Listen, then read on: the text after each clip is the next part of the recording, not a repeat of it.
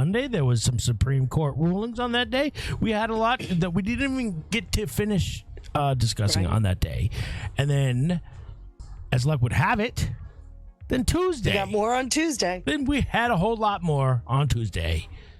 And you got people, freaking out. Yeah, and I think it's, I thought a lot about it. I think a lot of people have the right to be nervous.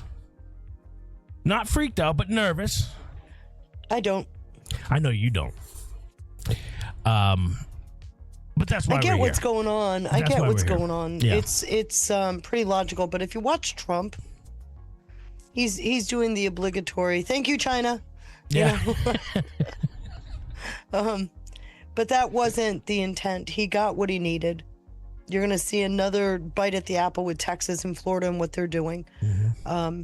They're just testing the limits of where they can go with the various avenues. I think the goal, and it's my opinion, of course, I think the goal is to see if they can fix the problem without a constitutional convention. Nobody wants that right now because it's dangerous to have one. Mm-hmm. So, wait, say that again. A what? They don't want a constitutional convention right now. For It would be anyone that dangerous might to not- have one. For anyone who might not know what a constitutional convention is, what is a constitutional That's convention? where you get 3/4 of the states to agree to a change that makes an amendment to the Constitution of the United States. You need three Problem quarters. Huh? You need 3/4. Yes. The luck. problem is, the issue is that right now is not a time to do that because the radical commies have just as much right at that constitutional convention table as those that are principled. So you want to try to fix the issues that are facing this country without going there yet. Yeah, because they're exploiting those they're exploiting the access. They're exploiting they're exploiting the Constitution. Well, they've been doing this for a while, but when you read, and I know maybe we should say out loud, we're talking about birthright. When you read what's interesting, and I've been explaining it for a couple of days in my chat room. What's interesting to me is this was a topic that was taboo. Nobody brought it up because it was decided. You mean communism? Everybody. No, anybody and everybody can gain citizenship if they're born in this country. But that's not where we came to. I mean, it looks like a 6-3 majority, but did you realize it's actually a 5-4? Because 3 dissents and 1 with I concur, but. Mm-hmm. So when you got an actual 5-4, Yeah. you've tested the boundaries. You have your pathway, thank you, Kavanaugh, using Thomas's logic, thank you, Thomas. And by the time it squirrels its way back up to the Supreme Court, you're banking on you'll have another justice you can put in place, which would flip the court. Now, that said, I'm not so sure the avenue Kavanaugh laid out wouldn't flip a Justice Barrett. So, Sorry. we'll see. Come and say hi to everybody. There he is. I see a shirt. Hey there. How you doing, bud? How are you? You can't hear her. She says, "How are you?" And you got an entire audience looking. I know you caught the other day at Patriot Theater, didn't you? I did, yeah. You thought I was sleeping? They thought you were. He thought I was sleeping during Patriot Theater. You were. You were. Not hardly. That's not something you do. That's not something I do now. Really? Yeah. Good to see you, buddy. Anyways, so one thing that so the thing that I am having a hard time with is is the garnering favor. You had the Blues tent that's already bleeding. It's already losing favor. So at that time, they really think that they are going, this is a winning message, or that they're going to gain I don't think support? this. Well, it will and you've already seen it, it will liven the base. I mean, immediately. Wait, so, but that which base though? Because that's the base. The that's MAGA base, bleeding. because they're like, if these commies come in, we're fucked. All right. Yeah, we galvanize MAGA So it should and liven us up. it should liven everybody Like up. I And don't it's see already apathy. being used as it's already being used as a campaign. I mean, your first barometer is go listen to Bannon. He sets the tone for the oh my god, right? And he immediately did. So it's already happening. And then Trump put out an interesting post besides the thank you China, congratulations China, but what you're looking at is something that's used by both sides. But communism is something people have a recent experience in, and that's why Trump got over the 2024 hurdle. People went, oh, hell no, we don't want this stuff. And you know, I was doing trend analysis yesterday with Drunk Pinata, and we have a friend. They saw it as a win. We have a friend that jumps in the chat occasionally, who goes by Kevin's Chaotic Coffee, and what Kevin is he's a how do I want to say, he's a recovering He's a recovering liberal. very like radical, and Yes. he comes by it honestly, so I'm not like saying anything new. So, and he was one of them. He was arguably anarchist, all of that, right? I mean, many. It's kind of the arena that I come from as well. So he says that calling them communist, referring to them as communist, isn't as effective as I think it is. I still happen to think differently. Okay, so let me ask a question. Calling us fascists, did it work? No, So why would calling them communists work? because people are actually afraid, and I would argue people on our side are more familiar with the Not socialist. talking about our leading side. to We're talking about communism. how it lands with the left. Calling them communists is not going to work any more than it landed for us calling us fascists. Because the independents is more who I feel like we'd rather reach, and I don't. Yeah, but you got to question who's the independent anymore, because it's like right now, pick off as many as you can, whether they're in the Democrat Party or they're independent. But what I'm getting at is the name calling isn't working. It's not working at all. So what we're doing is we're galvanizing our camps. And let me work take this to a degree, though, didn't it? What worked Calling were us failed policies under Biden, not calling us fascist. I mean, I see your we point. watched the Democrat Party bleed numbers and they became Republicans. It wasn't because they called Republicans fascist. It was because the policy was failing. And that's what people left the party over, was the failed policy. And this is why I think if Trump can tackle the economy in the coming months, that's going to make did the you notice world they a revised difference. they revised the labor numbers down? We're in a slump. And Trump's been addressing it too, Yes. which signals. I mean, come on, this whole phase, and we were right, by the way.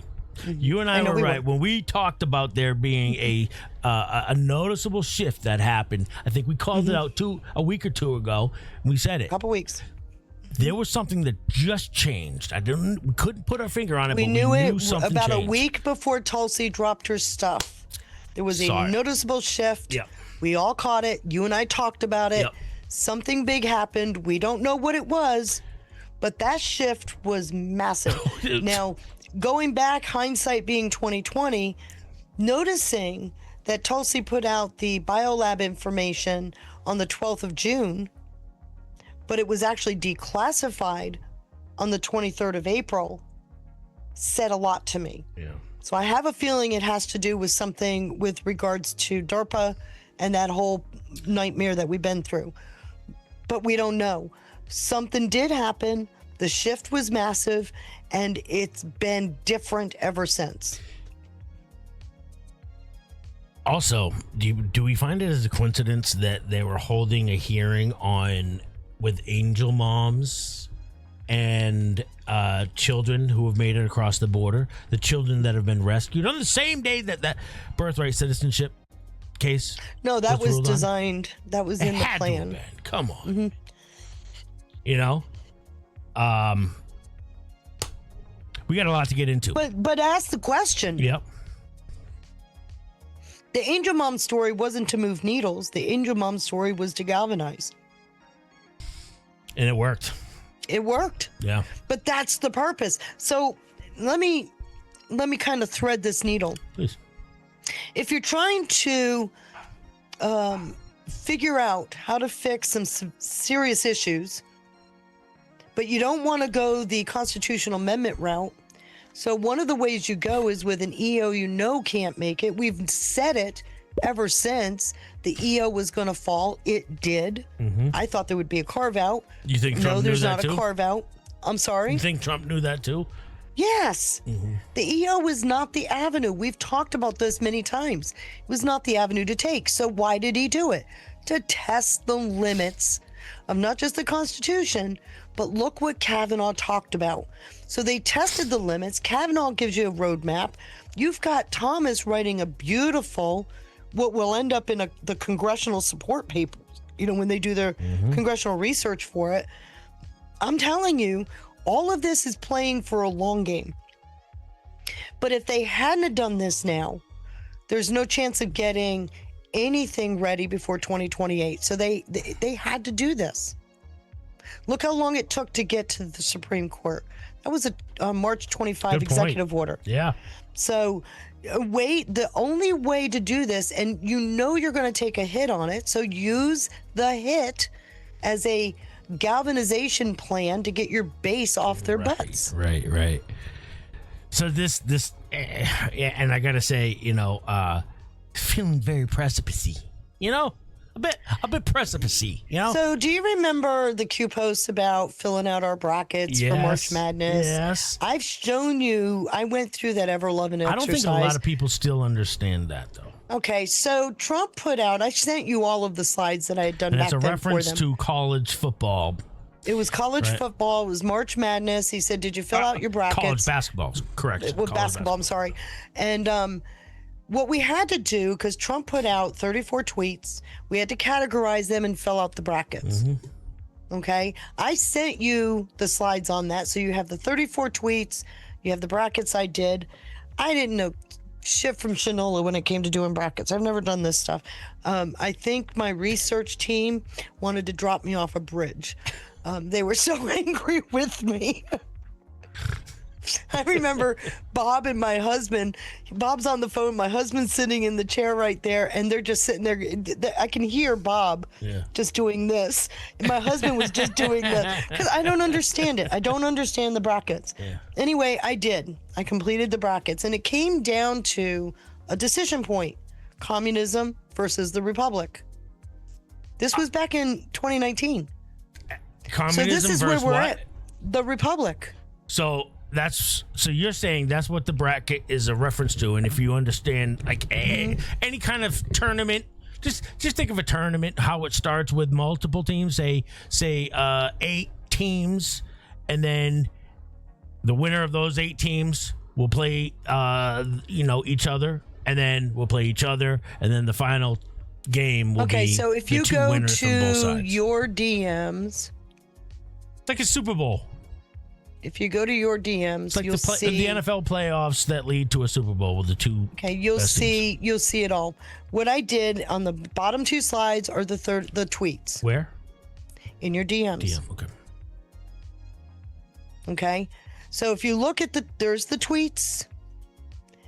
There's a list of all the topics in the tweets, right? And then that became the brackets. Those brackets came down to this. This is very old, by the way, guys. No pretty AI. Yeah. These were done in 2019. But it came down to the decision of communism versus the republic. Well, that's where we're at. Right. This is exactly when did you make this?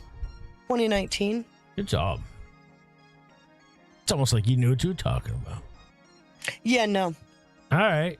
No, This no, makes I had no sense. clue. But it was clear when you read the tweets, which are those two bottom slides. Those are all the tweets. It was clear when you read the tweets that the topics, there was a theme. And so what I did was I put them into what I thought were the right buckets, and then I filled out the brackets. This is And good you work. advance the teams like you do with the brackets, and Yep. don't ask me the mathematics behind it. Don't know. Just threw the stuff in there and then advanced it forward. So, like I said, my research team was ready to drop me off a bridge That's good. in raging waters so that I never surfaced. And, kind of no, you thing. did good. So, all right, that puts it in perspective for everybody. So, That's yeah. where we're at. very precipice-y, like I said, very precipice-y, but still going to make people feel a little bit nervous, a little bit on edge, and that's again why we're That's here. where you got to look at Trump. Glean from Trump. Does he look worried? No. In fact, he's actually said, "I'm not worried." No. So, I'm not saying sit on your laurels, because this You're gets saying down the very to opposite. he's saying No, you you're saying need. we're saying I'm the saying- very opposite. I'm saying the opposite. Yes. Take what was said. Freedom is never more than a generation from extinction. We are the fourth branch of government. We haven't been doing our job. So Apathy, this is where you complacency has led to all are that. just disheartened, And you right? and now we're watching literal foreigners, just like it's been going on in Ireland. And I've been reporting on this a lot for the last year. Looking at Ireland, look at England, I looked at the city of London. Do you know how many foreigners, Muslims, are actually have power? Were elected to office in the city of London. In the city of London. That blew my mind, Feisty. Right. The foreigners in the city of London have been In other words, they took elected. over the shadow banking. How is that Yes. hard to see? So and this is what people here in America are deathly afraid of, and they have the right to be afraid of that, but that might be a part of the plan. Well, how do you get people to realize, understand, and kind of digest the existential threat against humanity? It's got to stare you in the face. It's got to not just stare you, it's got to be tickling your nose. It's got to be a physically threat. tickling your It's nose, got to right? be a threat, yeah. It's got to be impacting your life. So what this could be signaling maybe is that, hey, listen, I get that it might be a bit unfamiliar territory for any one of you guys out there in the chat listening, anyone who might listen to this tomorrow, the day after. I get that it might be unfamiliar to you to even think about running for office, but guess what? Or at least, I mean, most of your precinct seats are empty. Empty. Did you know that? Run for office. You don't even have to run for office. Do you know who Be Stephen a precinct Kuhn is? captain. Do you know who Stephen Kuhn is? Mm-hmm. I'm working on getting him on to have a conversation about this. So to hopefully, God willing, encourage people to run for office. Now, I've already seen this. We've already had precinct committee shows in the past that talked about this and how to go about it. But that's look at how these foreigners are getting into office with seemingly relative ease. That's the part that's really. But because they did what you would have expected them to do. When you go from the ground up and dishearten the base, local, county, state, people aren't voting, so that gives them the in to where they can actually get into Congress and set policy. I'll tell you what, when freedom-loving American patriots begin to recognize, as they are right now, that the threat of communism is at our door, you know what's going to get us to vote the most, more than anything else, is that threat of communism knocking at the door. Actually, don't put a word on it. The threat of losing your freedoms. You've got that's fair. these communist people saying, I'm going to take away your health care. I'm going to make sure everybody gets a house except you. You know, I'm going to make sure you pay more so that I can give teeth to crackheads. These kinds of, and don't tell me that there's not a little shenanigans going there to make sure this comes front and center. But Oh, yeah. you've got people that are on the campaign trail using rhetoric that should scare the average person already. I'm almost glad they are, Yes. you know, even though they're not using them. But you see, in the past, look at what Mamdani did. He did not run on the policies he's invoking. He ran as a more, albeit somewhat socialist, but he was a more, it was softer tone. Yeah. He gets into office and immediately reverses. That hard left. And then he turns around and he endorses communist candidates. This is why it was so important for Trump to get into office and to say make all these promises during his campaigns and during the rallies and stuff, and then to get in office and actually start to make those promises come true. And this is also what I said this the other day during a trend analysis, that I've suspected that this isn't what they anticipated. The enemy, they thought she would never lose. They anticipated that the economy would be tanking. It would be even harder than it already is right now. Well, they tried. Yeah, they certainly tried. Tried to stop trade, tried to stop, the transportation. They Just to- raised the prices. Yep. Just to put in perspective for people to understand just how close we were, to losing our country. And I don't say that as to scare anybody. I think that's appropriate. I think people. But I think the and I think visual everybody needs knows to be this. there. I think Yeah. it needs to be there. People need to have it. It's got to be in your face. But worse than that, people need to feel it. And that's why I mentioned the jobs numbers being revised downward. Jobs are holy cow. Yeah. By 2/3. Yeah. And what's decreased is government jobs. Wow. Yes, Wow. but they said 147,000 jobs. It's revised down by 42,000. That's a huge jump, and that's not just government jobs. There is a slowdown starting in the economy.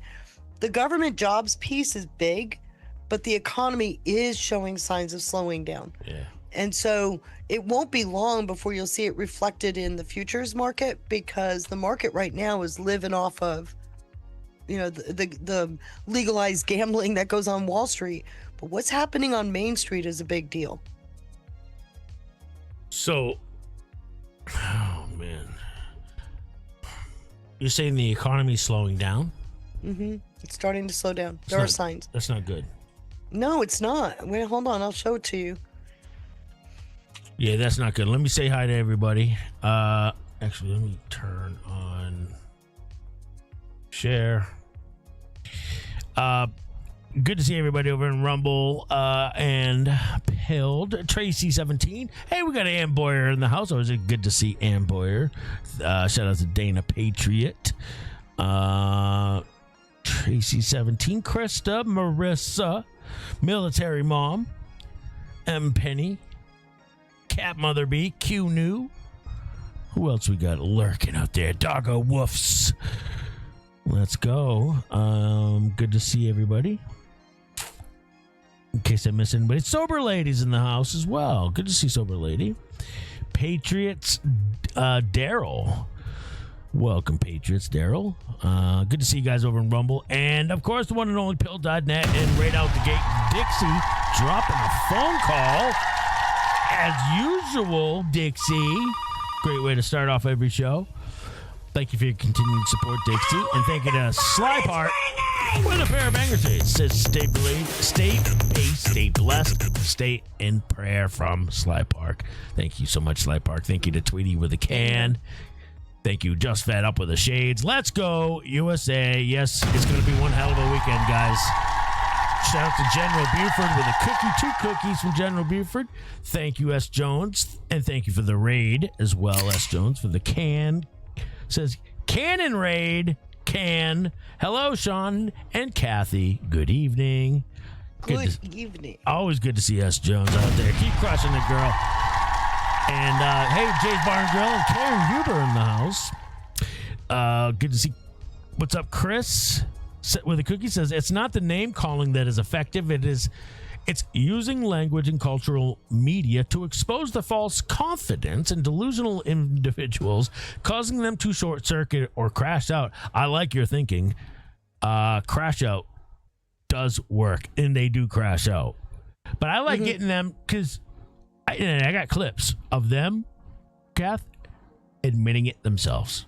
I've got clips of them saying what their ultimate goal is, and a few of them are not afraid to say communism is the ultimate goal and to get Democrats out of there. Now, you're going to lose. What happens when they cease from being blue Democrats anymore? You're going to lose the black base, black Americans. You're going to lose That's them. already happening, by the way. Yeah. Yep. I mean, what people don't realize is Jim Crow, KKK, the extreme behavior against the black population that we've supposedly come out of. It's going to unify us. Communism. Yeah. It was already that. So that community, from their own history, knows what this is like. They were already a minority community that was used as a victim, just like Hitler did with the Jews. We did it here with the black population, and it's really something else because people aren't thinking. Wait a minute.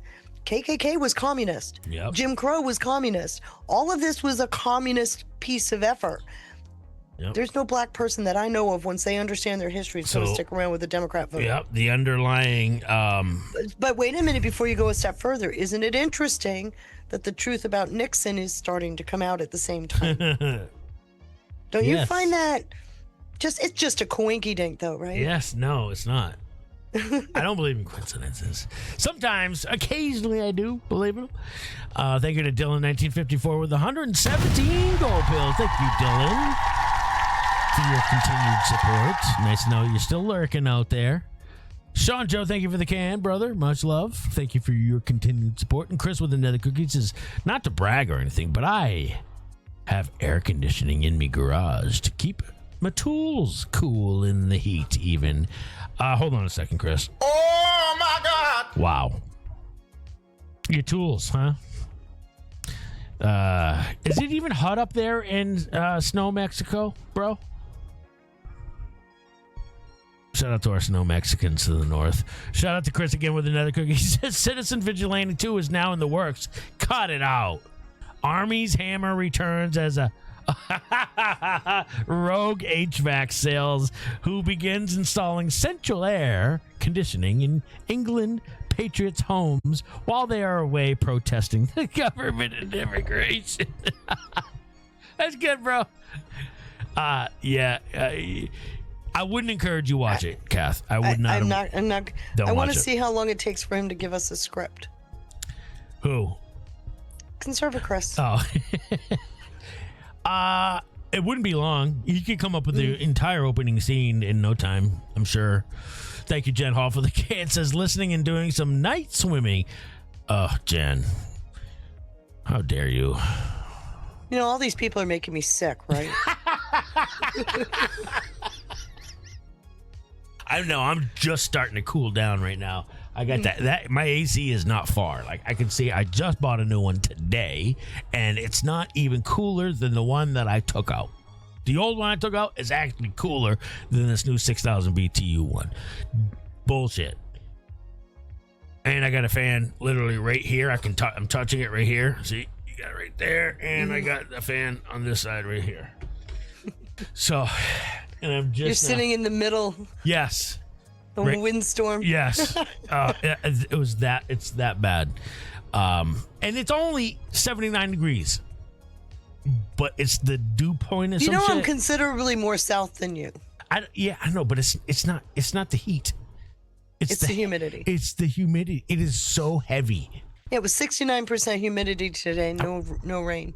Oh gosh. So the feels like temperature was 109. I went to the store and I came back. I was soaking wet. Mm-hmm. Not from sweat. I don't know. It's just gross. It's suffocating. It's You can feel gross. it. It's like a weight. Yeah. Ugh. Thank you, Sean Joe, for the cookie. Thank you, everybody. You guys are crushing it right out the gate. Thank you, everybody on Pilled for the support. And if you're listening, over on Rumble. Guys, please consider hitting that like if you could, and everybody on Pills, if you could, hit that red pill. That is one way to support us. And if you're lurking over on X, shout out to you Patriots. All right, so birthright citizenship wasn't the only thing that was ruled on. No, but I had to play with this. I'm not ready to move on. Excuse me.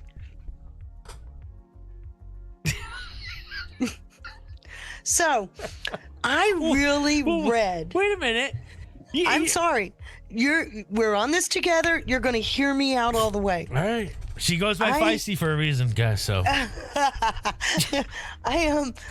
I just had to take Kavanaugh's theory for a test drive, and it took me all day yesterday. how doth one do that? I actually, because I've written public policy in the past, so I know the construct. So I just started writing public policy in line with Section 1401, with the exception that they put in place for Native Americans, which is Kavanaugh told us what to do. So I started writing. It took me 15, almost 20 tries to get it to where I came up with a Section I exception that meets the muster and may even turn votes. No way. So there is a possibility of doing this, and people much smarter than I are already doing this. They already said they're working on this. Yeah, I got a clip of Solomon himself talking about this today. So I actually wrote, I'm going to send it to you. You can laugh all you want. But I said, look, if this is what they're going to do, let me see if I can do it. Like I said, I've written public policy in the past, so I know the construct. I understand how to put it together. Potential draft exception to USC 8. Okay, all these numbers and USC's going to drive people nuts. They're going to get the fluoride, the 401. Okay, United States Code, 8 USC. Yeah, I get that. Okay, yeah. Section 1401. So this is what you just wrote here is the solution, you think? I think so. Or is that okay? So it's a draft. Please, I don't think you're going to see this in final language. I didn't know if you were showing the one that we already have. No, this is the one I drafted. So she's saying limitation on birthright citizenship based on foreign allegiance and non-permanent status. But notice if you come down, I added the scope of jurisdiction retained, a part 3. And when I put this through the AI, it actually said, okay, because now AI fought me. You can't do this. They said no, they said no, they said no. And I just kept hammering all day long until finally they said, wait. Literally the words, wait, this might work. Okay. And it actually went through all of the areas to be thinking about. And it says, and I can read it to you, this specific draft section stands a highly realistic chance of surviving a Supreme Court review.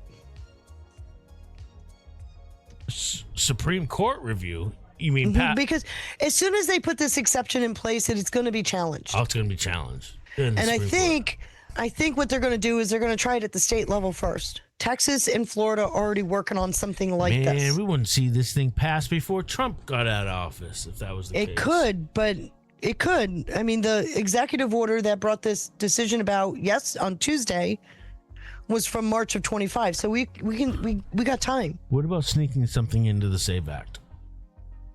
Not this exception. This is going to have to be something different. It's going to have to be a standalone, because they're going to have to add congressional reviews. They're going to have to add, you got to draft your regulatory process. You got to draft your congressional support. So I don't see that going into the SAVE Act. No. But I did put through, the thing that caught me is that a topic that is normally taboo there were people that dissented, which means they're all ripe for a solution that fixes the problem. Right? How many times have I said read the dissents first? Therefore, technically, what she's saying is she technically have at least 5. I would even argue a 6th. Well, here's what they're banking on. By the time this gets back to the Supreme Court, they're banking on a retirement and a replacement that would make it a 540. Alito, I don't think Alito's leaving. Oh, I actually really? intend. Well, it doesn't matter. Alito leaves. Alito was a dissenter, so Alito doesn't fix it. But I think the agenda. But Sotomayor, Yep. Sotomayor has severe diabetes. That ain't not. She ain't jumping out before Trump's out. No. Well, you know, If J.D. Vance gets elected next, then a different story, maybe. but Alito retiring doesn't shift the court. He was already a dissenter. What I was saying, the reason why I was saying Alito, because, well, I already got a clip of Now, Mike here's Davis. another I already one. got a clip of Mike Davis What if- talking about it, and the thing is, Who the have we agenda been calling the is to auto pen put somebody justice? younger in there too. Who have we been calling in the auto pen justice? John Roberts. No. Ketanji. Ketanji. Ketanji John. Oh, yes, I talked about this yesterday. I think There's a possibility, there's a possibility, and that's where Eagle Ed Martin comes in. and he's already talked about it. Oh, yes. Yeah, I he didn't made know a that. comment about her being an auto pen. Oh. Praise piano soda manure. Soda Mary told me manure. about your tag for her, soda manure. Soda name is Soda manure. Yeah, and So, boy, you're right. We nevertheless, I cannot did- leave it like that for that long. It's too long. Yes. I don't think it is. This is something you get to work on. If you're starting it in the States, it will squirrel its way back to the Supreme Court. I think there's so many avenues. And like I said, people smarter than me are putting this stuff together already. But if I can write something that can speak to the concerns in the dissent and answer the question that the majority said absolutely not to, Kavanaugh gave you a roadmap for a reason. For a reason. And what's interesting is nobody signed on to Kavanaugh's dissent, which means they're just sitting here, okay, now you tell me what you're going to do. So I actually went through Thomas's dissent, paired it with Great. what Kavanaugh did, and went, there's a lot of information here. Yep. He laid out the roadmap, the blueprints, and how to get this achieved. So I spent, like I said, all day yesterday. I finished it late yesterday afternoon. I spent all day yesterday drafting, redrafting, until finally it literally came back saying, wait. That's exactly where I put that Justice Thomas clip in the Diggs folder for that very reason. That's actually that video is from 2018. Yeah, I know.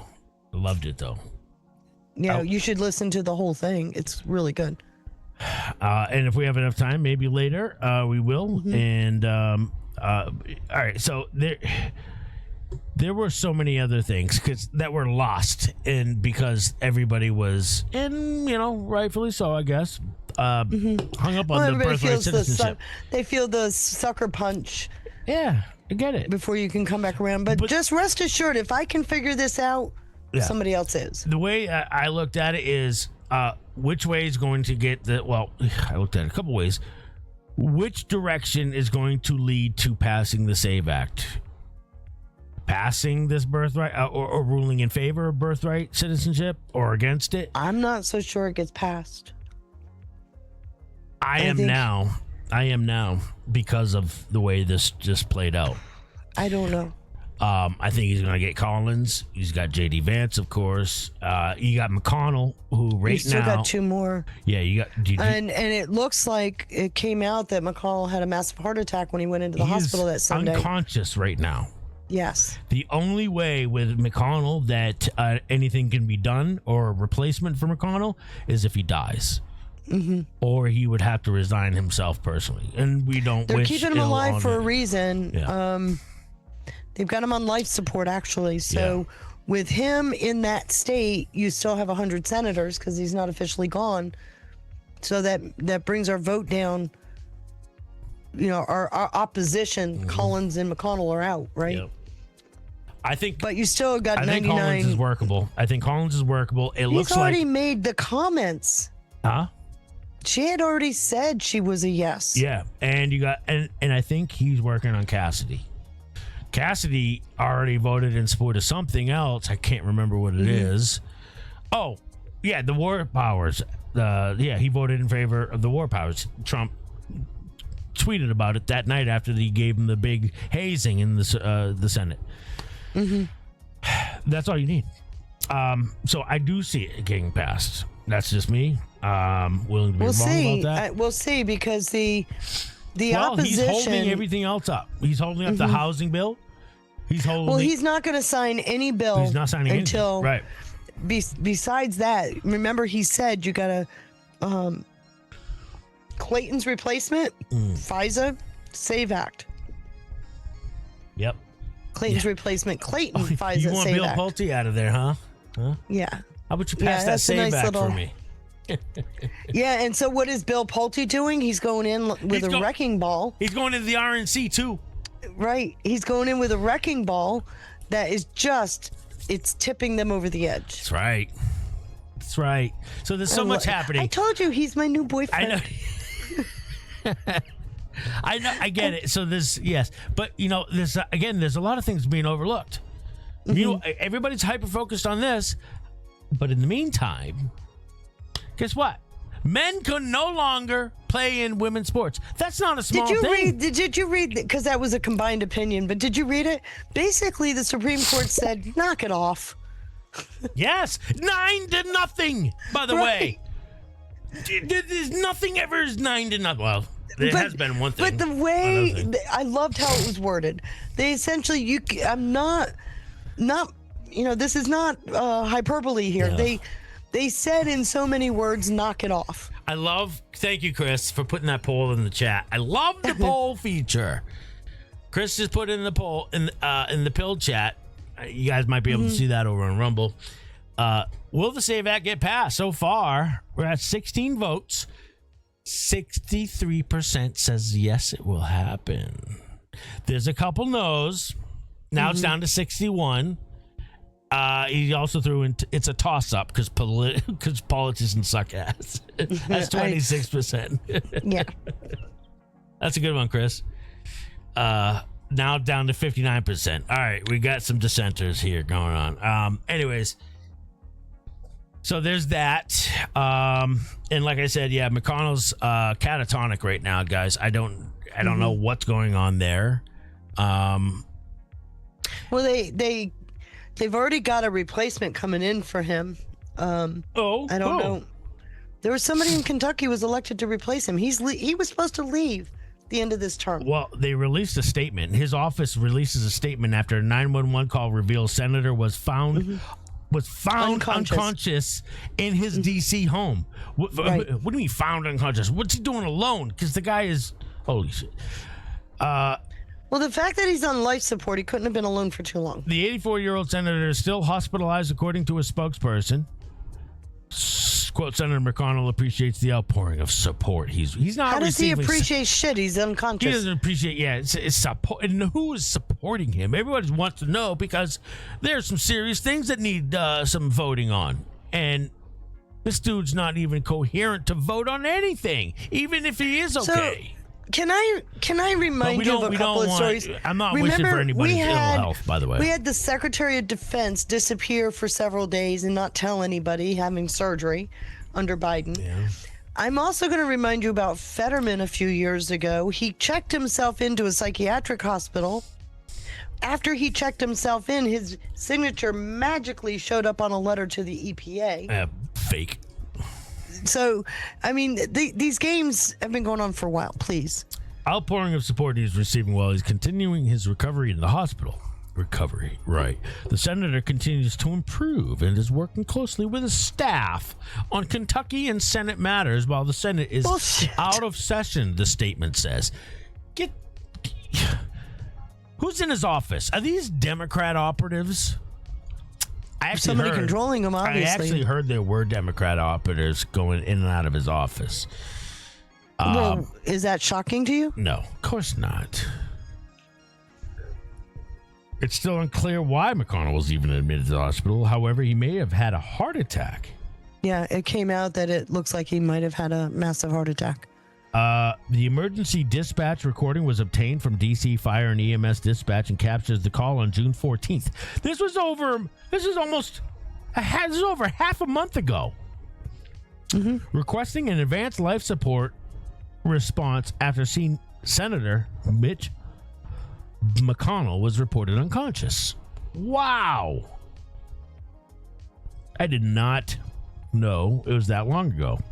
He has missed more than 20 roll call votes since his hospitalization. The Senate is currently on recess, of course it is. This is the second time McConnell has been hospitalized in the last couple of months.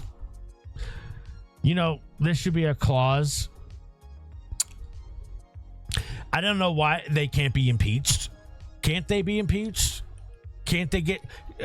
why doesn't the 25th Amendment work on senators and Congress as well? Because they weren't looking to replace themselves. Yeah, but people should be able to vote them out. What they're doing is they're keeping the seat hot. Yeah. Okay? A lot of shenanigans are going to go on. I don't know who's in the office. I don't know if whoever's in the office will flip the yes vote. I don't know. We don't know. All I know is we now have a working body of 99 senators.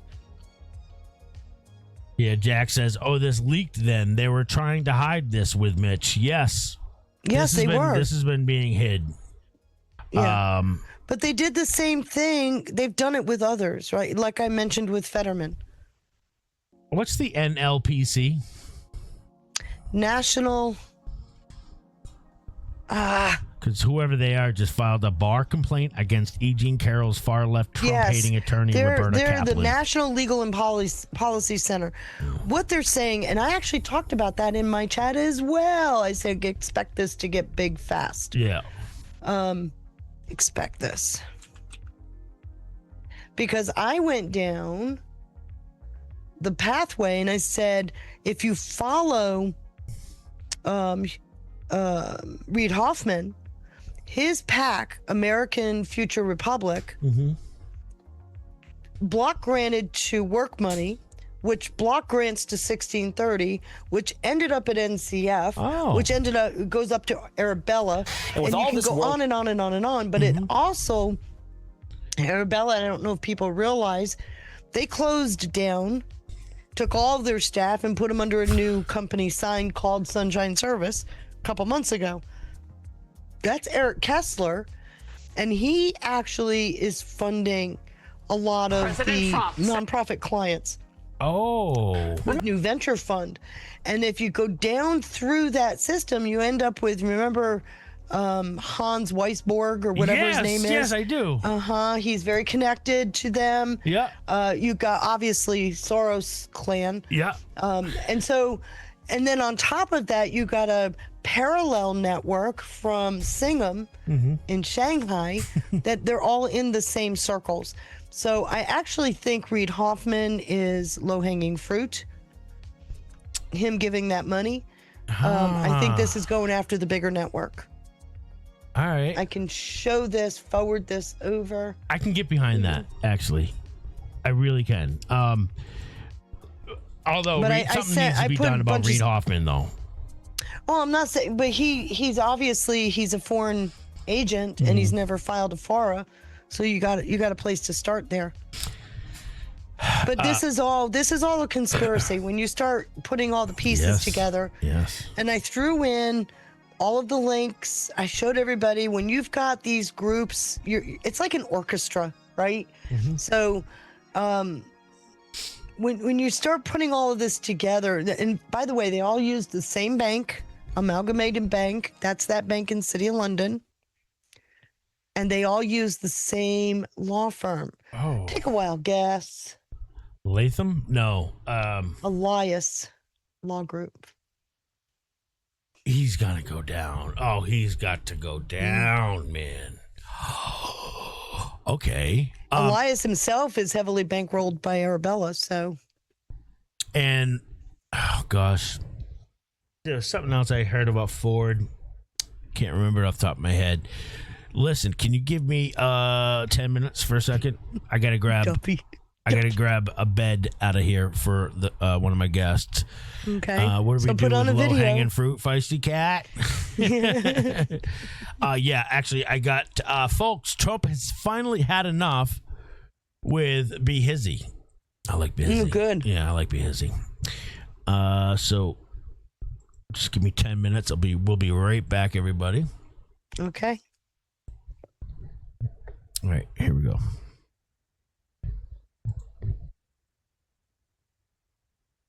Ladies and gentlemen, if I could send one message to President Trump right now, it would be the following. Dear great Orange MAGA King President Trump, thank you. Please proceed. Continue, sir. Thank you for not allowing these Senate Republicans, these cowards, to keep gaslighting us on the SAVE Act. We can't get the SAVE Act through because of the filibuster. And actually, we don't even have enough votes in the Senate because 5 or 6 senators say no. The Democrats will stop us. Fricking dorks. Absolute nerds. No balls. But Trump has maintained this enormous pressure on them. And it's awesome. This tremendous pressure, huge pressure, okay? It's an amazing campaign to get the Senate in line, and Trump just announced on CNBC his plan.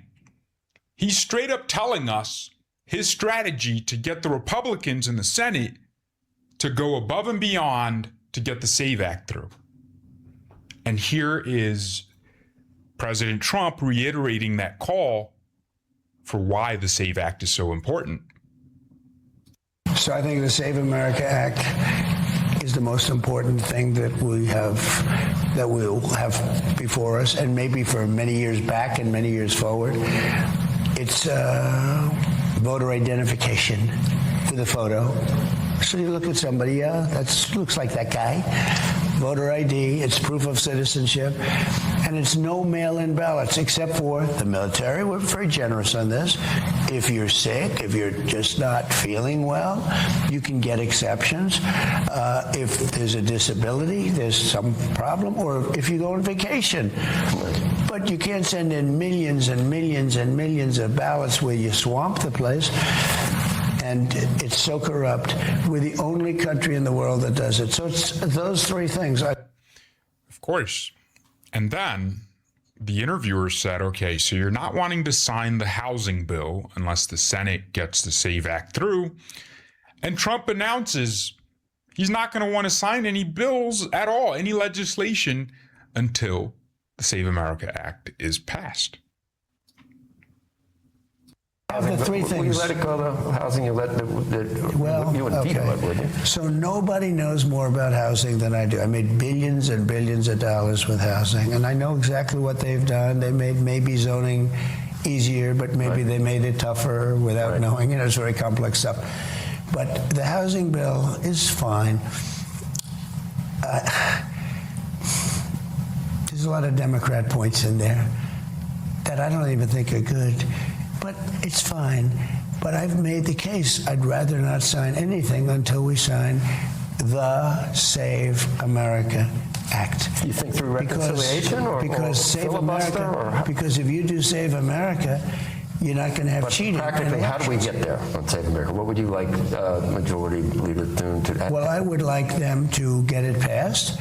What I'd really like is for them to Filibuster. Kill the filibuster, terminate the filibuster. When they terminate the filibuster, then they'll immediately approve the Save America and 100 other things. You could sit down all day long and just vote, and you'd have it. And the sad part is we probably have 5 or 6 senators that won't vote. Yeah. Okay. Now, I want to bring up something Speaker Mike Johnson talked about, saying the realistic way to get the SAVE Act through is budget reconciliation, and he's exploring that. And then I have an interesting take on it that actually differs from what I've said before about this plan. attempted to tie the Save America Act with the National Defense Authorization Act for the Senate to take up. Johnson says he's now exploring other options to move the voter ID bill forward. It is possible. We've got 2 or 3 different ideas on how to make the Save America measures fit into the budget reconciliation process. One of the ways to do it is to create a grant program to incentivize states to enact election integrity measures. There are other ways as well. We're discussing all those. That is going to be a big component of what we send to the Senate. Okay. Now, I'll just say it straight up. I'm very happy that Mike Johnson is using his mind, is being creative to fulfill this critical political and also national security goal of election integrity. It's huge. It's massive. I'm glad he's trying. It seems like he's earnest in his attempts, but I'm going to be very honest. Creating a grant system and then saying, hey, blue states, if you guys want some more money here, get election integrity through, get your own version of the SAVE Act passed, then you'll get the money. I'm not a fan. I think we need a federal law, because federal law beats everything else. It's supreme against all state laws and statutes and ordinances and whatever else. The SAVE Act, from a national level, has to be a mandatory program. It has to be legislation. It has to be signed by the president. And so if you treat it with that level of importance, I can't see any universe where it's enough to create a grant system and make it optional for states if they want the money to do election integrity. I think that's not smart at all, actually. I mean, it's an option. Cool that he's doing it. In fact, we should do that anyways. We should have a grant system where if states want their election integrity measures, they can get some more money and do that. But it shouldn't be in place of the SAVE Act. It should be in coordination with the SAVE Act. Get both through. It's a great idea, though. But Representative Anna Paulina Luna has continued this war on making sure nothing goes on in the House until the SAVE Act is passed, until there's a concrete plan to get it signed into law. This is actually going against what President Trump said to the Republicans, which is, make sure proceedings go smoothly in the House, don't shut down votes. But Anna Paulina Luna and the group of Republicans that are with her, they're like, nah, we want the SAVE Act. And I agree with them. Trump is obviously saying that because Mike Johnson asked, hey, Mr. President, can you put this out there so I can get my members in order and we can get some votes going.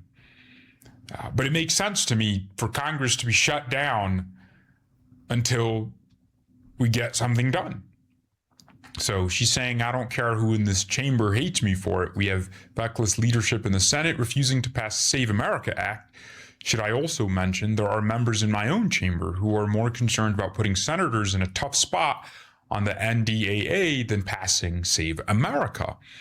Did you not all run on this and promise this to your voters? So yes, 1,000%, the rule will go down until you attach the Save America Act.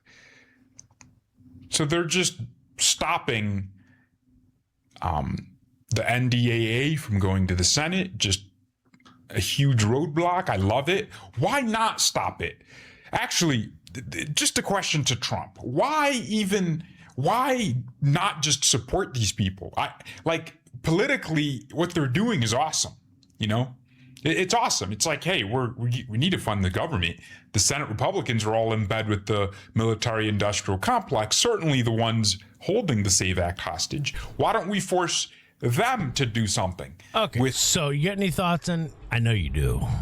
I have a ton of thoughts. Oh, I know you do. First of all, let me point out a few things. And first, there's so many places he went. One, if the Save America Act were to pass today, what is the biggest thing that would happen? Well, they would require ID. When do they require ID? That's for anybody registering or changing the registration. So while we wait for them to dick around in the Senate, guess what's happening? People are registering or changing the registrations. So the number of people that would be impacted by the passage of this act is decreasing by the hour. Okay? The other part of it is that there would be photo ID requirements for mail-in ballots. Okay, so you can have somebody send in a photocopy of their ID. That's not worked in the past, but okay, let's just say they do that. The whole idea of auditing voter rolls before 2024, no, it isn't going to happen. The logistics of that are just impossible. So the whole delay on passing the act is losing its oomph by every hour that passes. So what is the real goal here? It fires people up. Yes. You see, I've been saying this. I've been saying this since Tuesday, I've been saying this for quite a while. The Save America Act really doesn't give us what we're looking for in the 2024. It is a matter of principle on Trump's 2026. I'm sorry. It's a matter of principle on the part of Trump, and I totally understand, totally agree. However, what is he doing really when you're talking about communism, which really is not going to land well, when you're talking about communist candidates, which really isn't landing well, and you've already got a party that's so fractured, you even got Carvel saying, we're going to split in half here. And Donnie Deutsch. Yeah, right. Donnie Deutsch is saying the same thing. Right. So you're not talking a party that's vibrant, right? Nope. So Not again, who are the people we're firing up? Those that want to conserve and preserve this country. And I got to give you some more brownie points. I told you. Kath a laugh. Nanny, boo, boo. Kathy's like, gotcha, bitch. Oh, just when the stream deck froze. What does it say here? Oh, Texas is officially done waiting on the feds. An explosive new push aims to make birth tourism a felony and stop issuing birth certificates to non-citizens entirely. Is Texas acting like a sovereign state, or is it crossing a constitutional Well, it is line? the only state in the union that can actually secede from the union. It's written into their, that's when they became a state. It's the only state that can actually do it. California, by the way, cannot. Yo. So I'm just saying, it'll go to the state, it'll immediately be challenged, and it'll head back to the Supreme Court. In the meantime, they're crafting an exception. Let's go, Texas. If there's one state we'd like to see it. From what I understand, Florida's doing the same thing, by the way. They're in the process of doing the same thing. It's going to have to be a little different because of their position in the union. But Texas can actually secede, so you take a little bit more note when Texas does something like this. So in SatX Sherry says Paxton has been working on this. I didn't even know that. They've been working on that for a year since the executive order came out. San Andreas fault will do it for California. That's true. Boy. That's true. And Dup is a geologist. He's funny. So, hat tip to Behizzy. Did you have any disagreements with anything that he said, or? That was the other thing. The Mike Johnson side of things, where he was talking about putting it on the reconciliation bill. I get okay. Brownie points, I guess, for trying to get creative. No, right. I think the more creative is when he was also thinking about putting it in the NDAA. I don't think that's going to work either because they're not going to get that passed in time anyway. NDAA usually is late and comes out at the end of the year, so instead of by September 30th. So you're talking about something that's got to be passed before August, and I'm telling you, great if it does. It doesn't make a difference. I don't think it's about the Save America Act. Well, what I think it does, because again, we kind of lost our way. Right? I think America has lost its way. Yes. The reason I say that, and what this encouraged me to do, was to call Susan Collins' office. Mm-hmm. And I would ask everybody. I did call Mark Warner. Well, I would ask everybody. I can still hear them laughing. I would ask it doesn't matter. Rush Limbaugh, right? Yeah, he was absolutely right.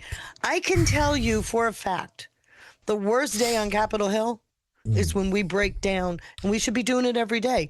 Break the switchboard when it collapses from the weight. And Rush Limbaugh proved it. I can tell you they quake in their boots when the people call in such massive numbers that the switchboard ceases to work. It's happened. That's the effect that I would like America Rising to have at some point. It would be great if we could. If you live in Louisiana, Kentucky, why did I say Kentucky? Yeah, Mitch McConnell. Well, yeah, still call. Alaska, North Carolina, or Maine. One of those 5 states, you need to call your senator. Well, no, if you've got Democrats, as Trump calls them, I got Kane and Warner, for God's sakes. Call them.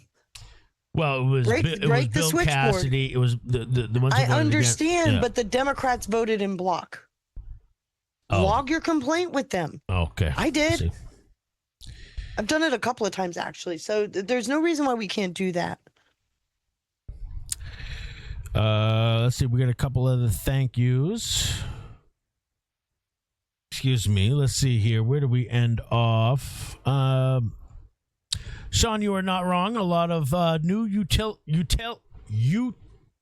utilitarian equipment like AC or even basic room fans are not designed well. On paper, they seem better, but in practice, they are less effective or efficient. This is why we need American-made products Did you hear what Trump the is rule, doing? not the exception anymore. I couldn't agree more, Chris. Yes, brand new AC. My old one works better. Mm-hmm. They do, because they changed what they're using. I take care of my shit too. You gotta clean that filter.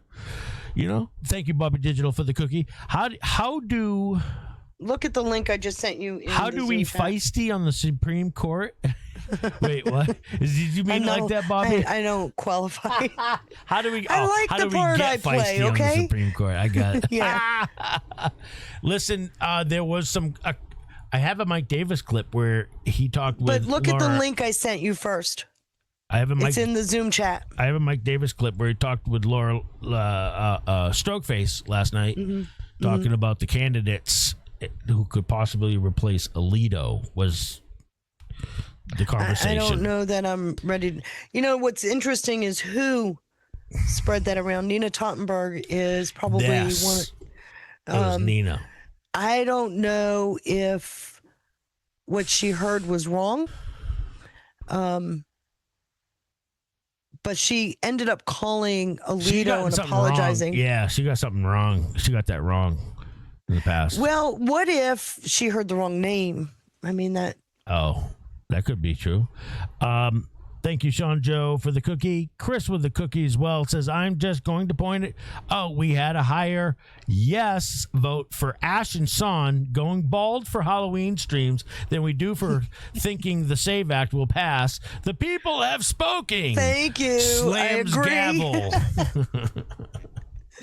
I totally agree. Thank you, Krista, with the cookie. Feisty, is there any relation between Mark Elias and Chris Elias? He attended event 201.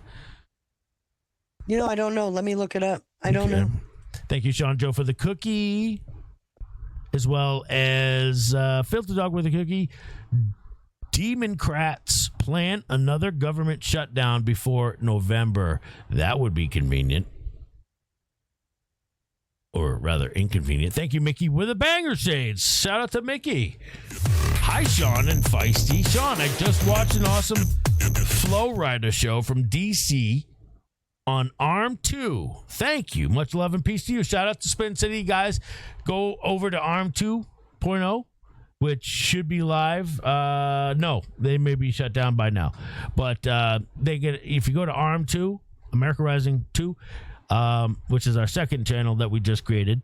There, we're going to have round-the-clock coverage of America 250 and the celebration. So, good to hear that you had fun over there, Mick. Thank you for the shades. Trump moves to kill green new scam appliance mandates and boost access to cheap AC. Okay. I did not hear about this. It just came out today. There is no connection between Mark and Chris. Who's Chris Elias? He's a doctor. Oh. He's a climate doctor. He was on in the right. globalist. He was on Event 201. He was on the round table.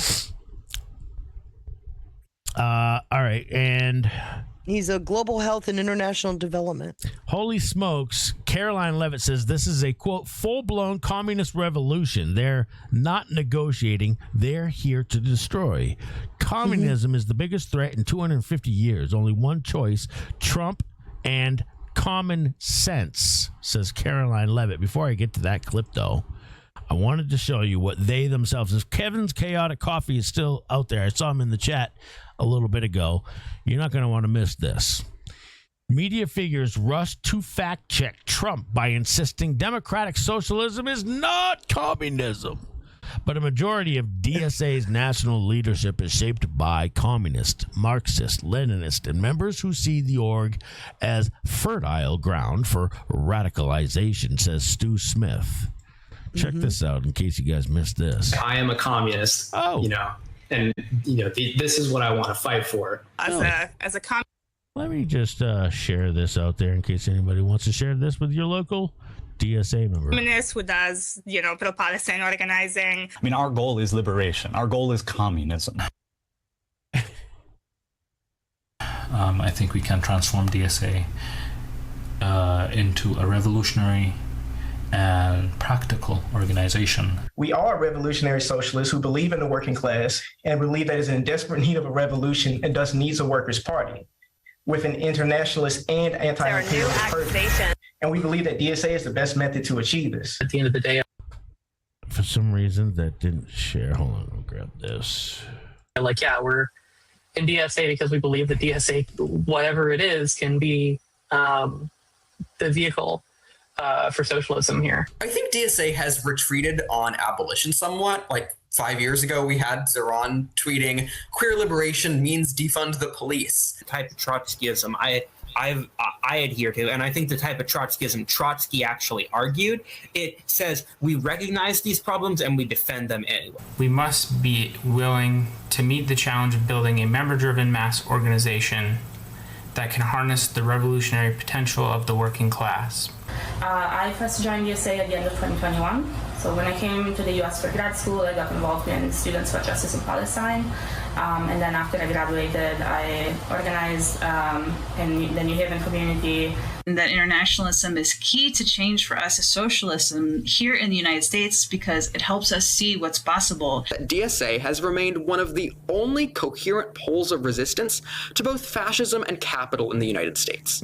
We are only going to build ourselves into a fighting party by ensuring that our electoral work and our independent working class organizing are working in concert and are strengthening each other. We are fighting to dismantle these policing structures, but ultimately we have to be ready to take control of our neighborhoods, to fight for our neighborhoods. You're right, PJ, in one way, says, oh, dear Lord, they have no idea what they're talking about. But the thing is they say the same exact thing about people who call them communists.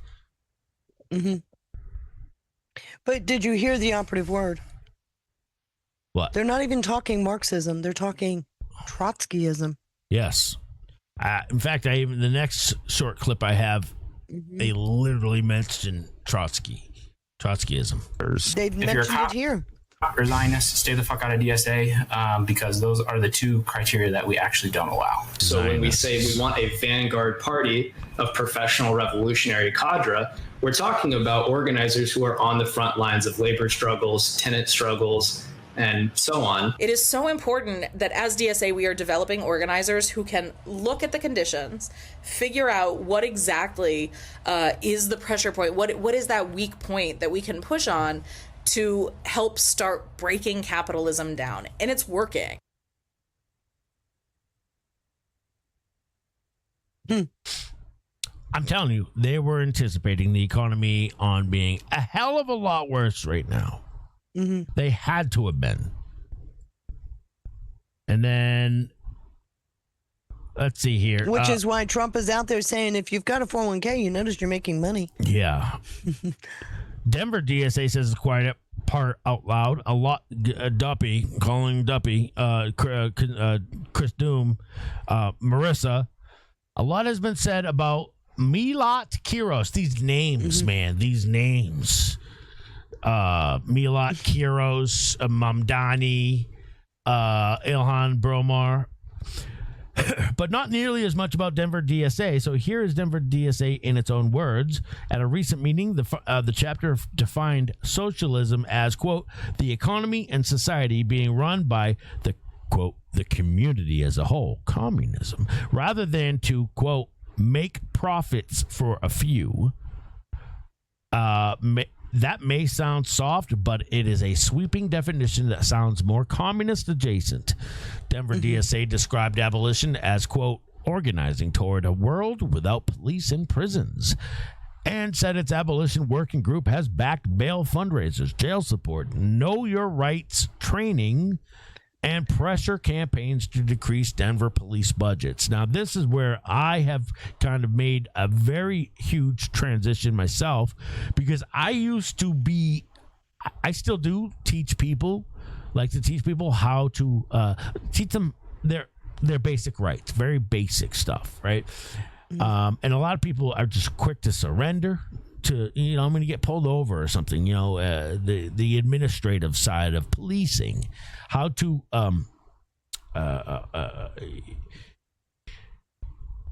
how to approach that. And the adjustment I've made is not allowing the few bad ones to reflect negatively on the good ones.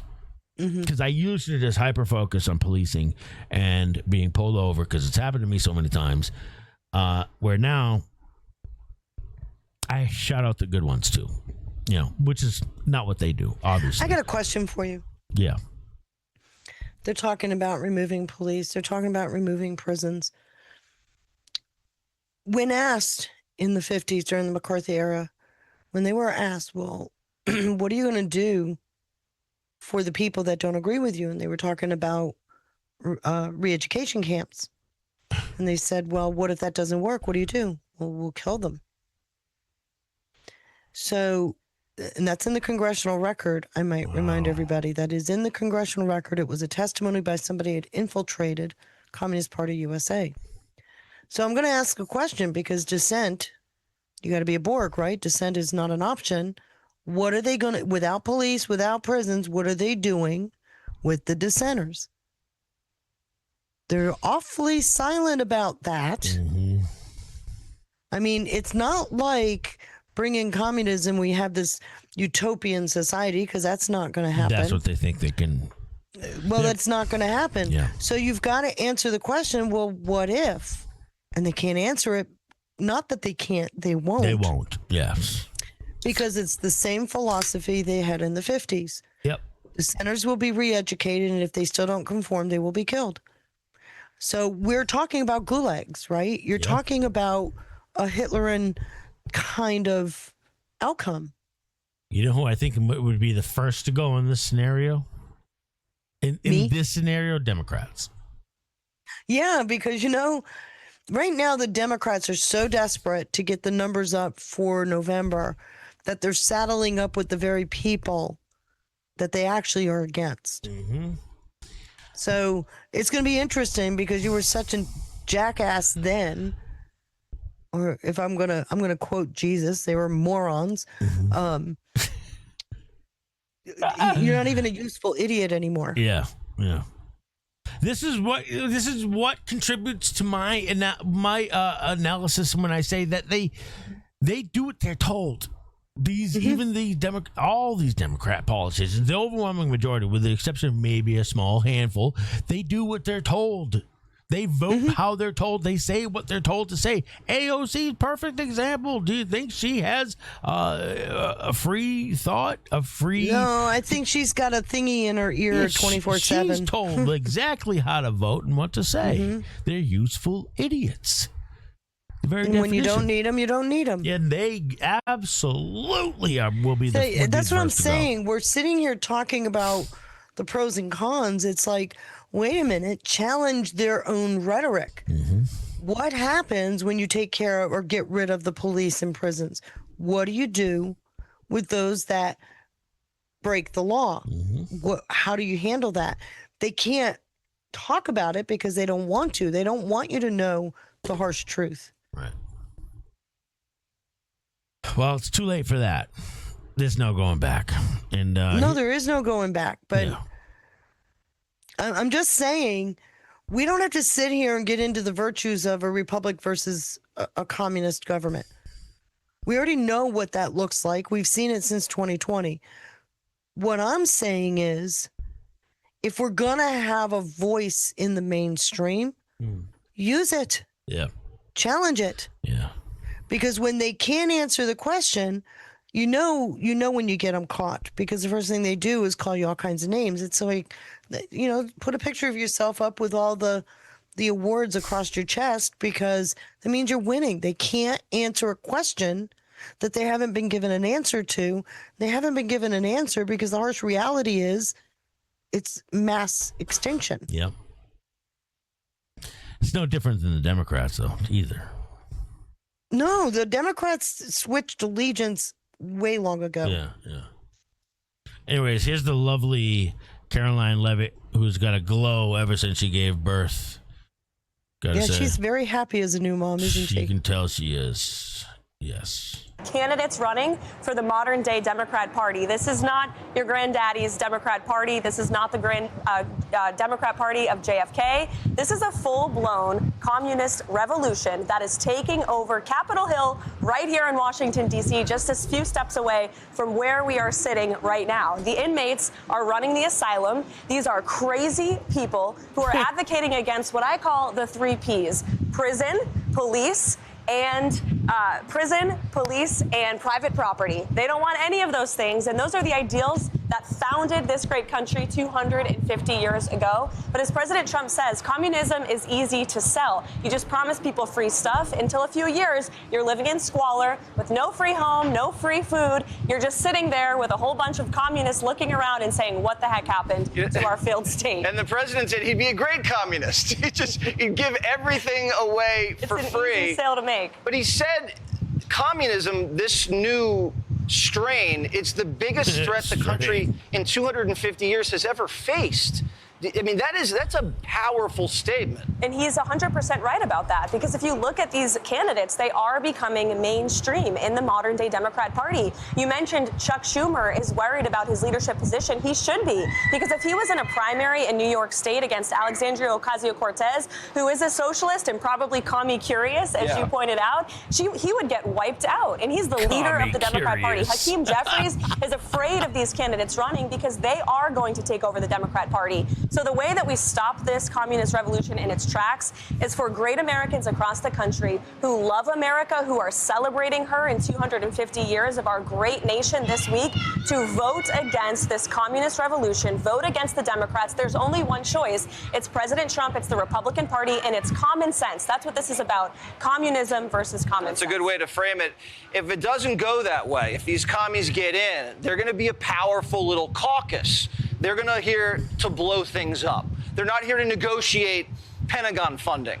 They want zero Pentagon funding. They're in here to destroy the country. How would the president negotiate with people like that? I'm not sure you can, and I think that's why the president is being so bold and warning the American public against this communist takeover of the Democrats. And as Ronald Reagan perfectly stated, freedom is never more than one generation away from extinction. If these communists are given a chance at power here in Washington, D.C., if they retake the majority in Washington away from the Republicans, we will be heading down a communist takeover. Ask the people of Cuba how that worked out for them. They are begging to come here right now. Some of these kids, and I call them kids because they're in their 20s, and they've never had real jobs, and they're complaining things are expensive. Yes, things are expensive when you don't have a real job. That's right. Do you think that's getting tracked? But Sean and Feisty, this is really scary stuff here. We're good. This is a slippery slope. Yes. And this is starting to look like what's going on in Ireland, where more foreigners have taken public office than actual Irish themselves. Mm-hmm. And we're going to do everything in our power to prevent that from ever happening. And we must. We're going to have to become, everybody's going to have to become activated in some way or another. You got to find a way. I mean, there is a way for everybody to be involved. And stop being leery of taking on the conversation. We've all been through the COVID shit. We've been beaten down every way you can be. Mm-hmm. Enough now. Yeah. It's time for you to take the upper hand and say, you are nuts. You are crazy. Agreed. You don't have the right to tell me this when we're sitting here facing a communist takeover. And they're going to come out with all the usual talking points, and you're just going to have to stand toe to toe. It's time we had those conversations. That was well said. Complaining. Unfortunately, I do, because this generation, my generation, I hate to say it, Gen Z and those younger than me have been raised with just silver spoons in their mouth, just getting everything handed to them. That's not the values this country was built on. It was built on meritocracy and hard work, pulling up your sleeves, pulling yourself up from your bootstraps, and achieving the American dream. And we need to protect it with all we got. Is it laziness? A little bit. Is it because the professor said the country's corrupt, it's evil, and we just need to shake them down and hand money out? Part of it. It's laziness and it's the liberal indoctrination. You bring up a great point about our education system. However, I will say a silver lining, so many parents that I talk to across the country are homeschooling, are turning to private education, are turning towards Christian schools across the country because they don't want their children being taught these communist and liberal ideas slammed down their throat. It's why President Trump in the White House has advocated so strongly for school Sean, choice I'm across sorry. the country. We want kids to be taught to love. I'm done. We have been so relegated to the minority voice. Mm-hmm. We found all these workarounds so that we can continue to raise our families the way we see fit with homeschooling, all these other things. Yep. We got shot down when we tried to approach the school boards. We got weaponized by the government. Mm-hmm. If we're going to stand up, you got to be willing to take the risk, but know that we have a stronger face now than we had then. Mm-hmm. It's time for the table to flip. We've got to make sure that what we've been working on all these years becomes the dominant voice. I agree. As long as they have the media, as long as they have some way of infiltrating and inculcating these young minds. Yep. We're not stepping in to say, no, that's enough. I don't care how weak you feel your voice is. Every voice matters. Oh, gosh. Every single voice matters. American voice. Yes. She's 100% right. Of our country, they should. It is the greatest country in the history of the world. All right. I say, if they misbehave, just make all these young kids join the army. Right? Shape them up. I almost had or send them to Cuba. Send them to Iran. They'll want to come back real quick. That's a good point. They can say hi to the gay Ayatollah. Thank you so much and welcome. Yep. Shout out to let's make Cuba a penal colony. I gotta like that idea. I definitely don't mind. Yeah, let's clean up Cuba and we'll get everything all shipped in ship shape, and set it up for the libs. Right? All right. You guys want your utopia? Here you go. All right. Show the rest of the world how it's done. All right. Here you go. Let's see you thrive in your utopian society, shall you? an indicator, Kath, that maybe, just maybe, some things might be changing in this field of foreigners becoming elected is this. I don't know. I'm going to just step you back on that. We see this. We see these. Yep. These aren't mainstream videos. You don't think that if something were to happen to Ilhan Bromar and getting kicked out of Congress because that would change the trajectory, yes. Unsealed records expose a fresh new political battle, direct chain of emails between Ilhan Omar's office and convicted Feeding Our Future mastermind Amy Bach, who recently was ordered to pay $243 million and sentenced to 41 and a half years. How does she? That's not mainstream. How does she even have $243 million? That's not mainstream. Court records reveal emails were flowing. Mm-hmm. This would we've known implicate about her. this for a while, by the way. What if she gets kicked out of office? That's when you see the trajectory change. Does it matter what she was kicked out for? Well, let's go back and look at the model. Why don't we? Remember George Santos? Yes. I remember he was my pardoned. sister-in-law saying, well, what about George Santos? And it's like, are you kidding me? So something like that would catch a few eyes. It was accepting a bribe, was it? Mm-hmm. For Santos? Yeah, Santos. But that was all the left could talk about back then. He lost his seat. He's been indicted. They should be very happy. So what about this guy? What about Ilhan? And when you just say, remember George Santos? How do you feel about that? Right. Well, you did just see what happened with Ilhan Omar. Right. So I think this is how we start playing their game our way.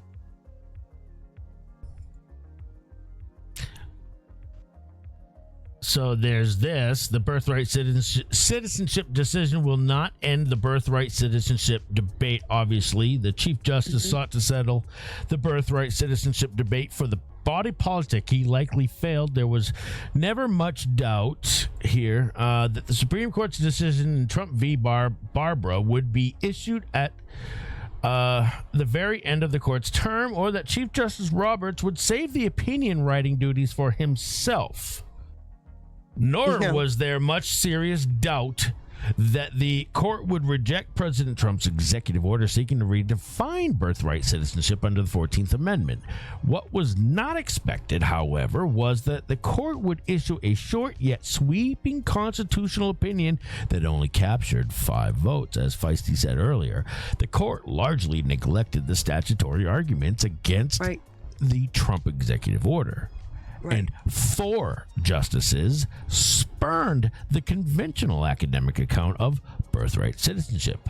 In the end, an opinion meant to settle the debate over birthright citizenship may have instead kindled a new one. Okay, so where do you go with that? Look at the link I just sent you. It's in the Zoom chat.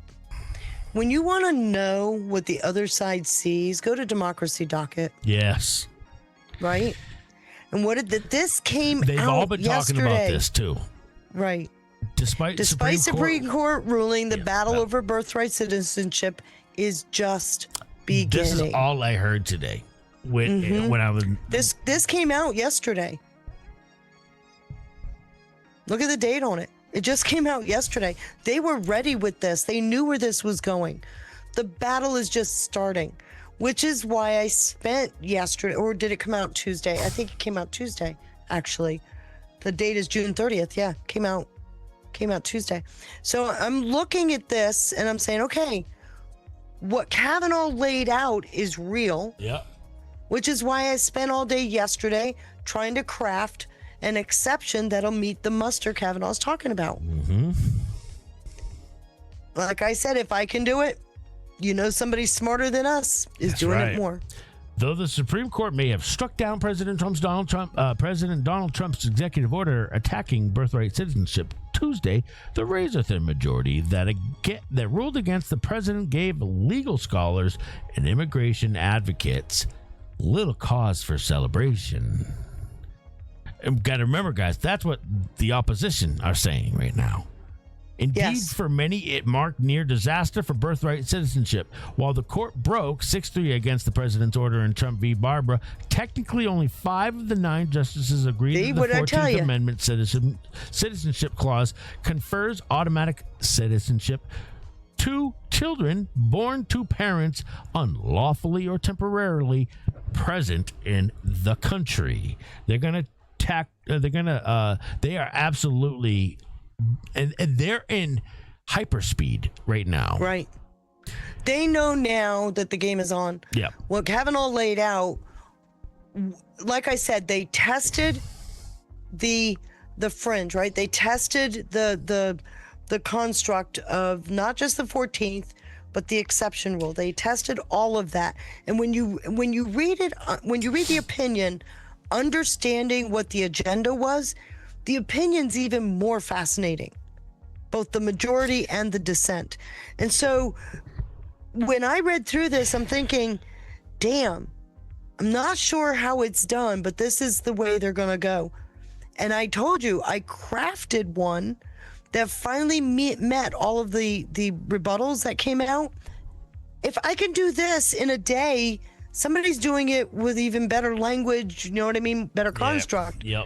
And that's got the Democrats worried, because if that meets muster, 2 things happen. 1, they get the exception through. 2, they don't get a constitutional convention. And that's one of the things they're trying to get us to the point where we clamor for a constitutional convention. And something tells me, too, that he saw something about this that they've been using for voting. Mm-hmm. It even says right here, they say, guys, mm-hmm. They say this, that should also worry anyone concerned about voting rights. Right. A successful bid to restrict birthright citizenship would supercharge efforts to restrict access to the ballot, raising enormous questions about how to prove one's citizenship and right to vote. Experts are already sounding the alarm. This is such a weak argument. This is a weak argument. I agree with you, but if they're doing this on the day the opinion dropped, what's that tell you? They're worried about this. Yes.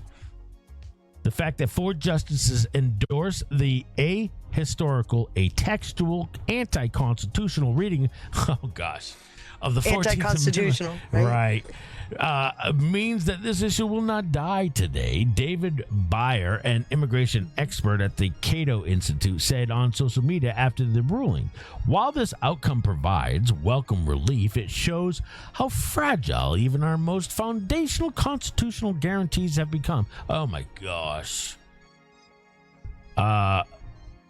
Republicans' reactions aren't giving anyone cause for comfort. Rather than taking the order as a complete loss, Trump and his GOP allies recognize that they were the one vote of severely weakening birthright citizenship, which had long been considered a settled question in American jurisprudence. Really? You'd be the only country that allows this.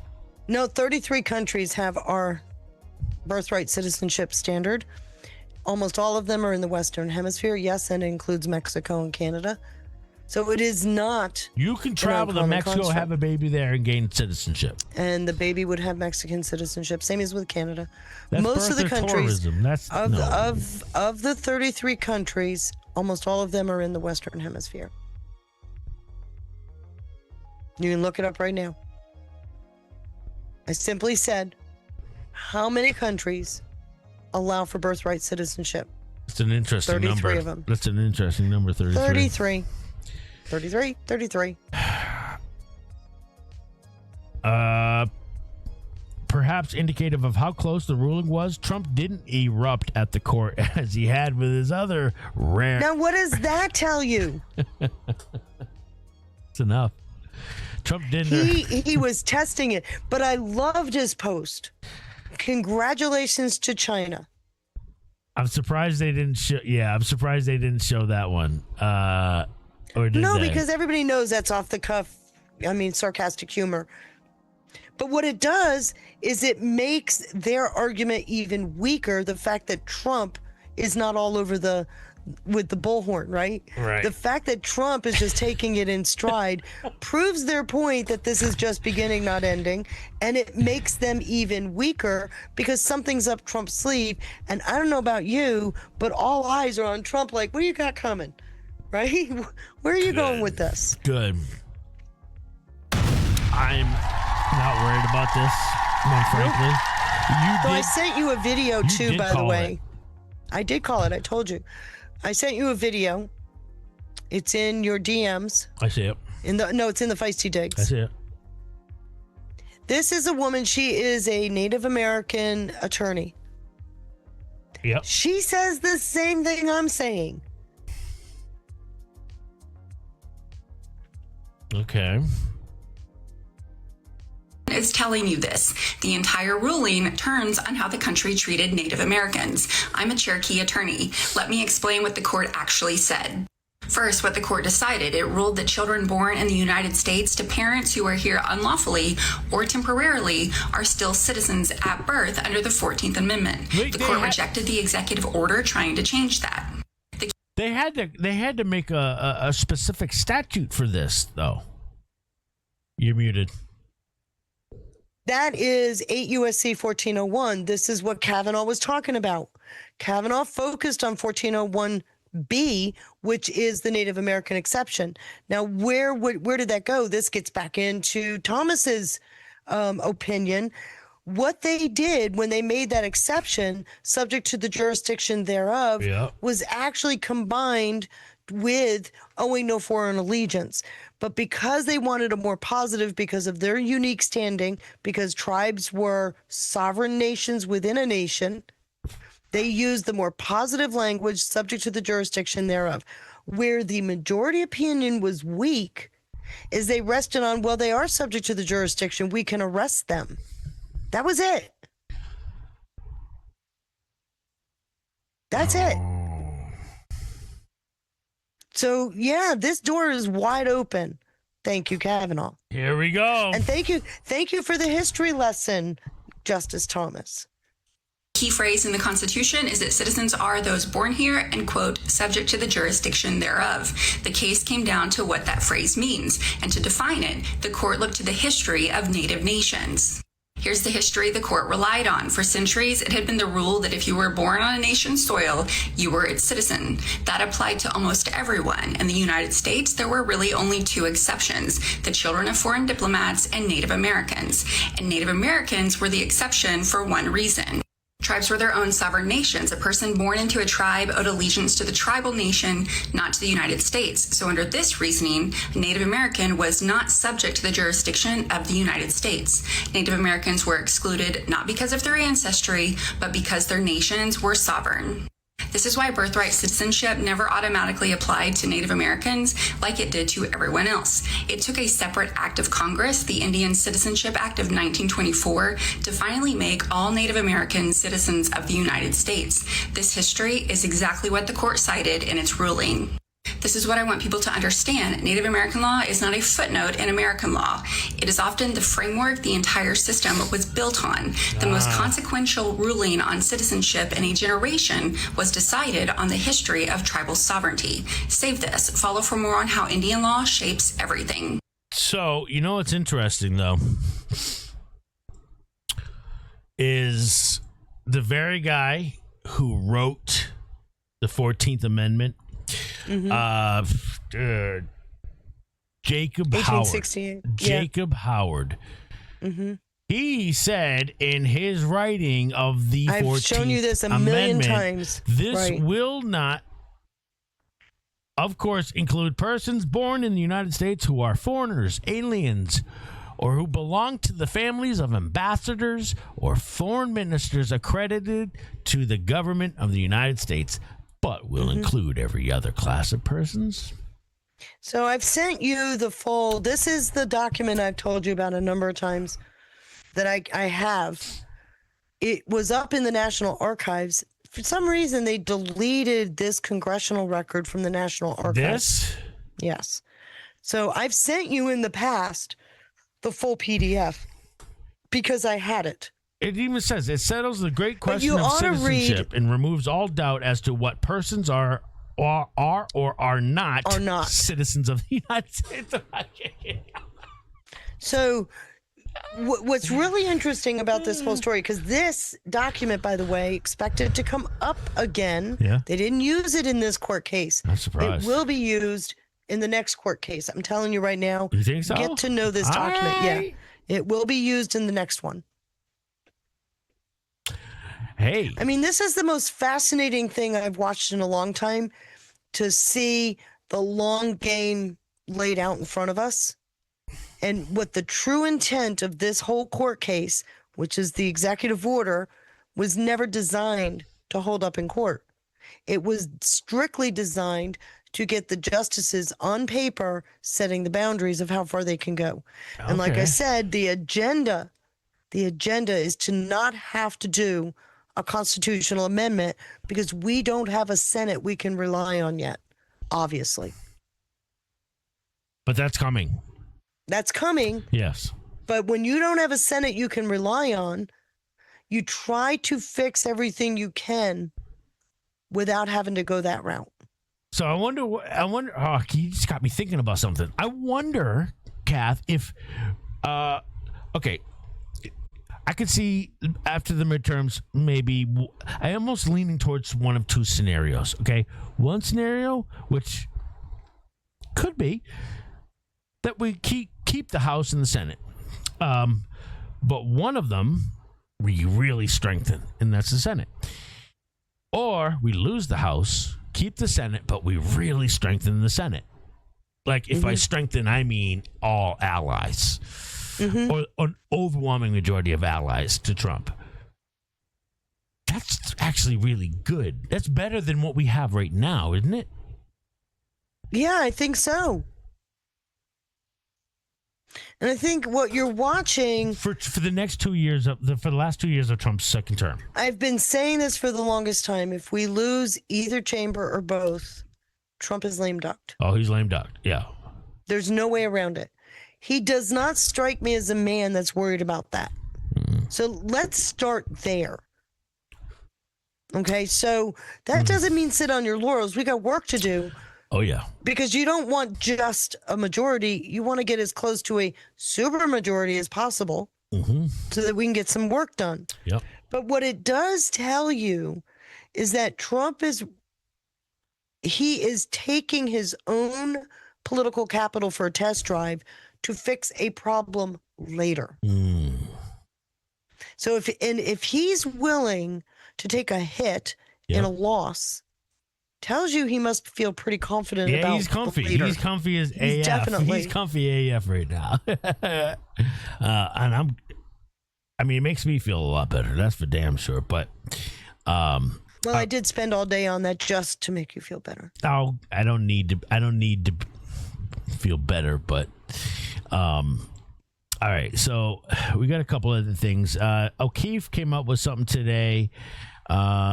He dropped something that was pretty interesting, and I also have a decent conversation between Rep Luna, who's been kicking ass lately. She had, and I've been wondering what your thoughts on the MK Ultra hearing. What do you think that was all about? I do think. Now we got who's on trial right now is one named Tyler Robinson. Oh yeah. That nobody's talking about, really. That nobody's talking about suddenly. It's gotten real quiet. Oh man, I'm kind of guilty of that myself. So you have, but I think they're all coming because you're not. It's not just MK Ultra. You got the other one too. I can't think. Sorry, but if Kathy O'Brien was supposed to be there too. Kathy O'Brien, so trafficking maybe? I don't know. But the MK Ultra thing strikes me as interesting as this trial is going on, as it's getting ramped up. So what's interesting about that is, doesn't that make a certain Ratcliffe have to come front and center? Okay. He's been very quiet Well, I got the as he's been purging people over there. That's right. Yes, Ryan Ruth, Thomas Crooks, Matthew. Yeah, Matthew Urick. That's right, Vamix. Good points. So I got the guy who was who was at the hearing. Not the hearing, but the questioning there on the floor in the House. MK Ultra expert Tom O'Neill joined Rob Schmidt tonight, investigative journalist. Tom O'Neill. He details alleged CIA programs that brainwash people such as Jack Ruby and Charles Manson. I figured I got a couple clips regarding this topic that maybe we can have a little discussion about, shall we? Go ahead. All right. How long is this one? 6 minutes. Okay, I'm going to step back for a second. So let's unpack all this with one of the best guests you can get on it. Tom O'Neill spent 20 years investigating MK Ultra after being tasked early in his career with covering the Charles Manson murders from the late 60s. He's the author of Chaos, Charles Manson, the CIA, and the Secret History of the 60s. Sir, it's good to have you here. Tom, what do the American people need to know about the CIA and about this program? Basically just that everything the CIA confessed to when the program was publicized in the 70s, when the press learned about it, was a lie, that they claimed that the whole program had been a failure. They'd spent 25 years and more than $20 million on a failed effort, when in fact the opposite was true. They actually created the technology to replace true memories with false memories, advance people in time, so they didn't know what time period they were living in, and all that stuff was covered up and concealed. And to this day, 50-some years later since the last hearings. You said advance people in time, so they didn't know what time period they're living in. Can you elaborate on that? Well, the document that I found from Dr. Louis Julian West from 1956 reported that he had been able to implant false memories in people and remove true memories and make it fixed, so they would never know that the true memories had been removed and replaced with false memories. And he also said he could make people think that time that had passed hadn't occurred yet and that they were living in a different time than they were. I mean, basically just taking over their whole thought process by taking control of their memory, which is the most precious commodity of a person, because that's what we rely on. You always hear about the CIA, but you never, I can't even fathom some of these things. Talk about Manson and also Jack Ruby. What do we need to know? These are two major figures in our history that we all know. What do we need to know? Well, chronologically, Jack Ruby came first. Yeah. So in April of 1964, the same psychiatrist, Louis Julian West, who had secretly worked for the CIA, developing the technology to manipulate people's memories, had also experimented with and told the CIA that he could induce specific mental disorders in people without their awareness and also make that fixed. So after Ruby was convicted in 1964 at his first trial in the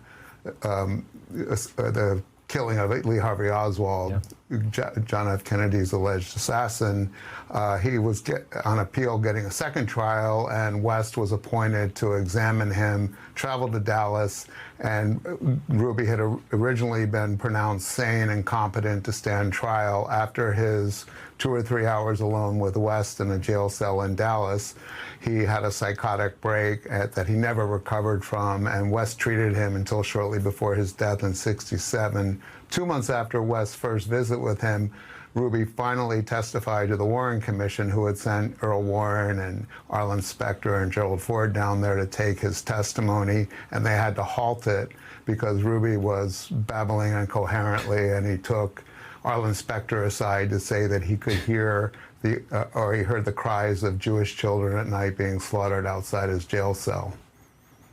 I don't. There's no words to describe how strange this all sounds. And then I guess quickly, as far as Charles Manson goes, what would possibly be a connection there with the CIA?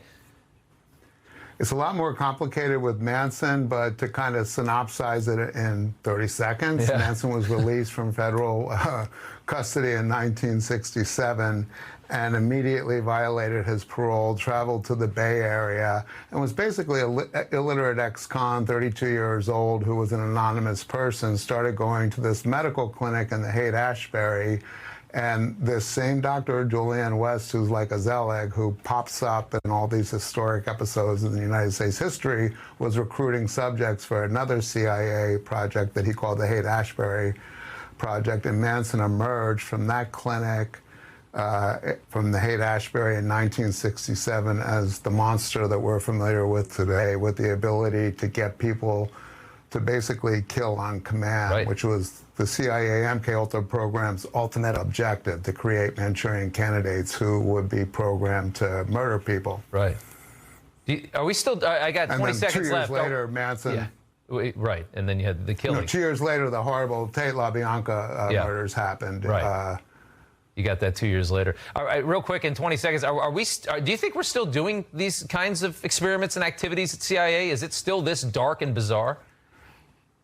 Well, as I testified to the committee the other day, I don't know. I mean, I actually know that the CIA lied in 77 when they said they hadn't created any usable technology, and they had. So I imagine, if I had to guess, that they still have it and they're still using it. But I have no evidence of that, so I wouldn't say absolutely yes or no.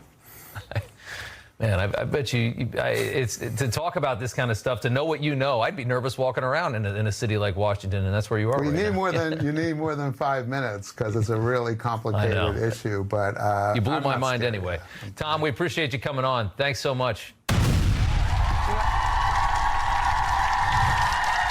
you have that, and then I have one more other short clip. Wait, before you move on, MK Ultra.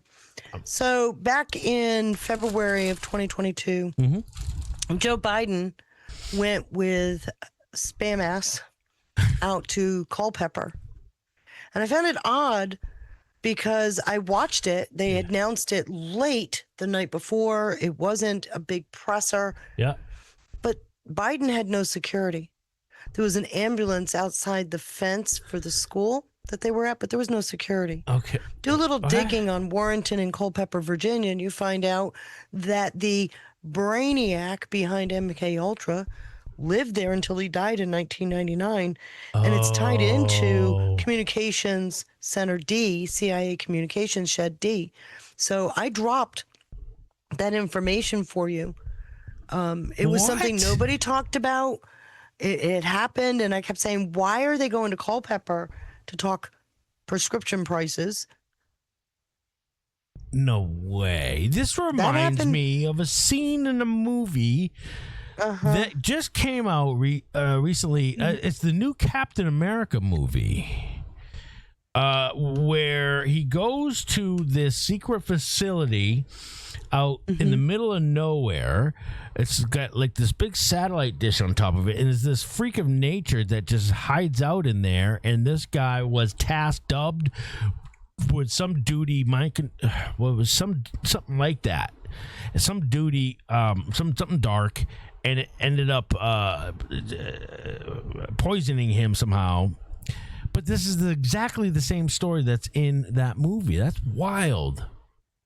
There's a whole lot of things that happened underneath the surface out in the western part of Virginia, because it was, remember, this is Alan Dulles' territory. Remember? Oh, yes. Okay, so don't forget Dulles. And we have the pleasure of having an airport named after him right here. So I'm just saying, it was weird to me that Biden is doing a campaign stump with Spamberger. Yep.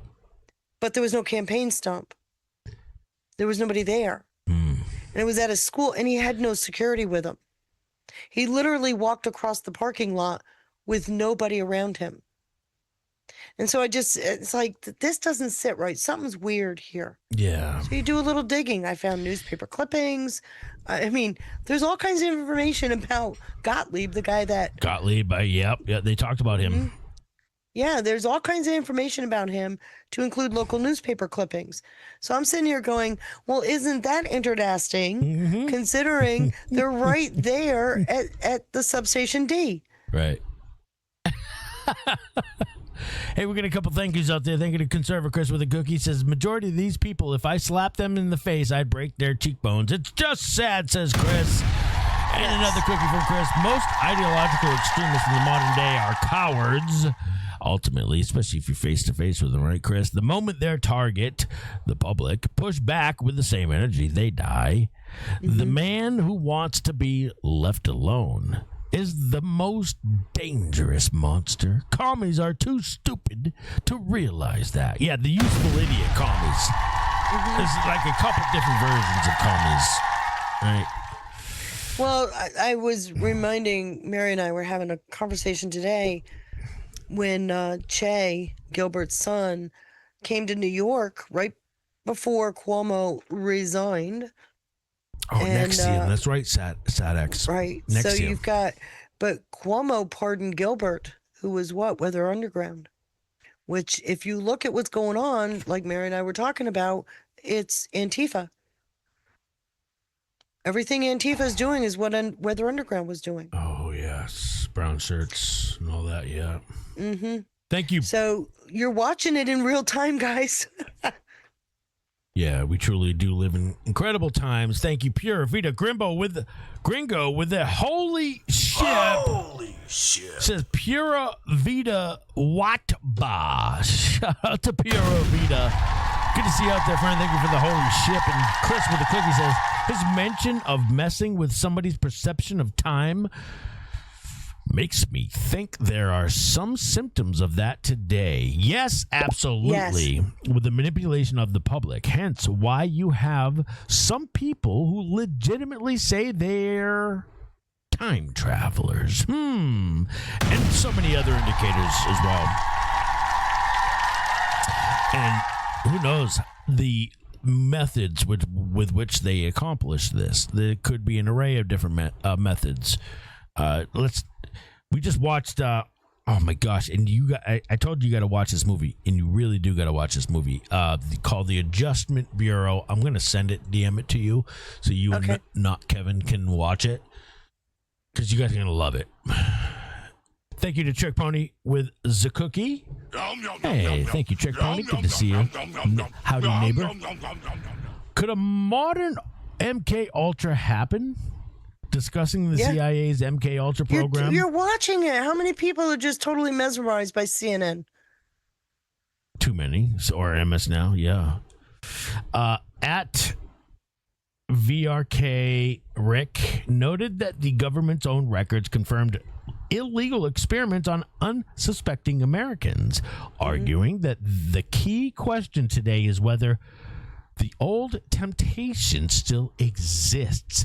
You know, something that maybe we're not considering is why this is coming out right now, or why this hearing was heard on the same day that the Angel Moms and all that, and then the birthright I'm still citizenship. Saying Tyler Robinson.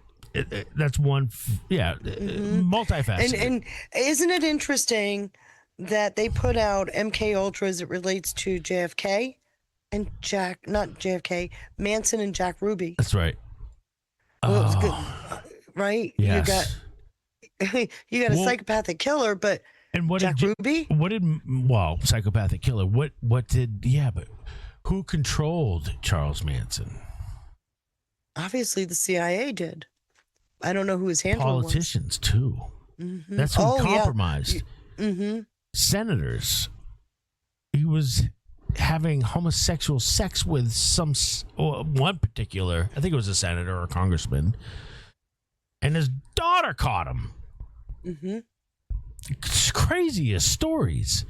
But I think that the possibility of why this is coming out now, I think it's intended, multifaceted. You and I have talked about this a lot, and that is restoring trust and faith in government, right? Through transparency, right? Well, okay, that's doesn't one aspect. It ring true, though, that if you're going to expose this stuff, then you're going to have Okay, because the real faith and trust in the government is not just the exposure, it's what are you going to do about it?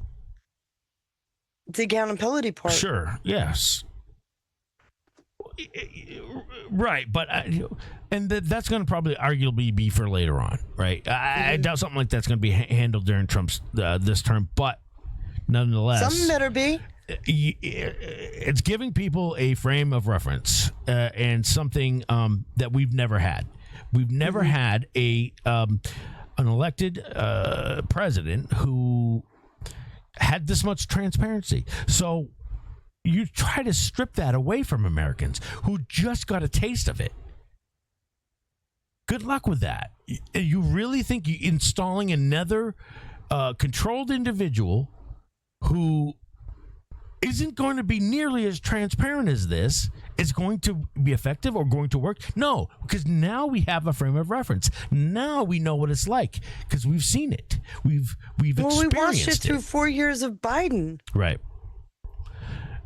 But what I'm talking about is the success, right? Is finally having something, a government that is focused on I agree with you. The transparency, and declassifying and all that. Transparency is important. Yes. But I wish I had a nickel for everybody that didn't open up those documents that were released. People hear about it. They're not looking into them. They have no idea what they're about. I'm telling you, people will not turn their head and look at any of this stuff until somebody's name comes up in the center of the news, which is interesting because Brennan just sent a notice of document preservation to the DOJ, which I saw that. Puts his name front and center. I saw that. Saying, preserve your documents because I'm going to use it as a malicious prosecution effort, right? Yep. So why is Brennan putting himself front and center when you got all this information about him being investigated? Right. So I'm just saying they're making sure certain stories stay in the public sphere. That's right. Yeah. For a reason. Yeah. Yep. No, that's very fair. And then the other reason possibly is can contribute to the awakening process. You know, opening the lane, opening a door, keeping the door open for, disenfranchised libs to come on over. Laying down the welcome mat. Anyways, here we go. Check this out. Right. So look, the first thing I would say is this: MK Ultra does not need a conspiracy theory attached to it. The documented government record is bad enough. This was a real CIA program. It was approved in the early Cold War. It involved research into drugs, behavior, interrogation, psychological influence. And the Rockefeller Commission found that CIA administered LSD to people who did not know they were being tested. The commission called that clearly illegal, and it was found that one person died in 1953, apparently, as a result of that testing. So the responsible way, I think, to discuss MK Ultra is not to exaggerate it.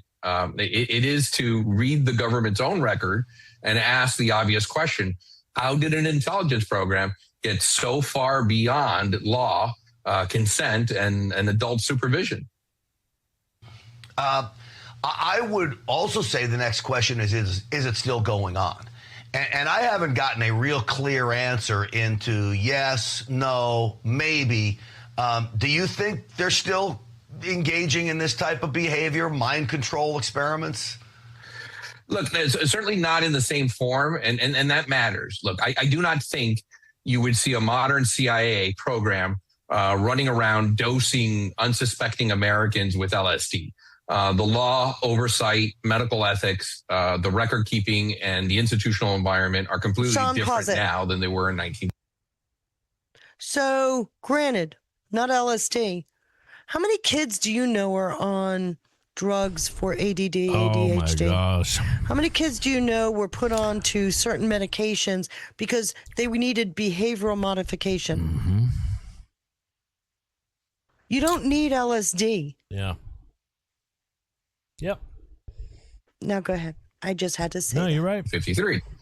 But the deeper question is not whether the old method would repeat. The real deeper question is whether the old temptation still exists, right? And that's different. The temptation is always the same. Can the government shape behavior without accountability? Can it use secrecy to bypass consent? Can it define a national security program so broadly that ordinary legal limits become optional?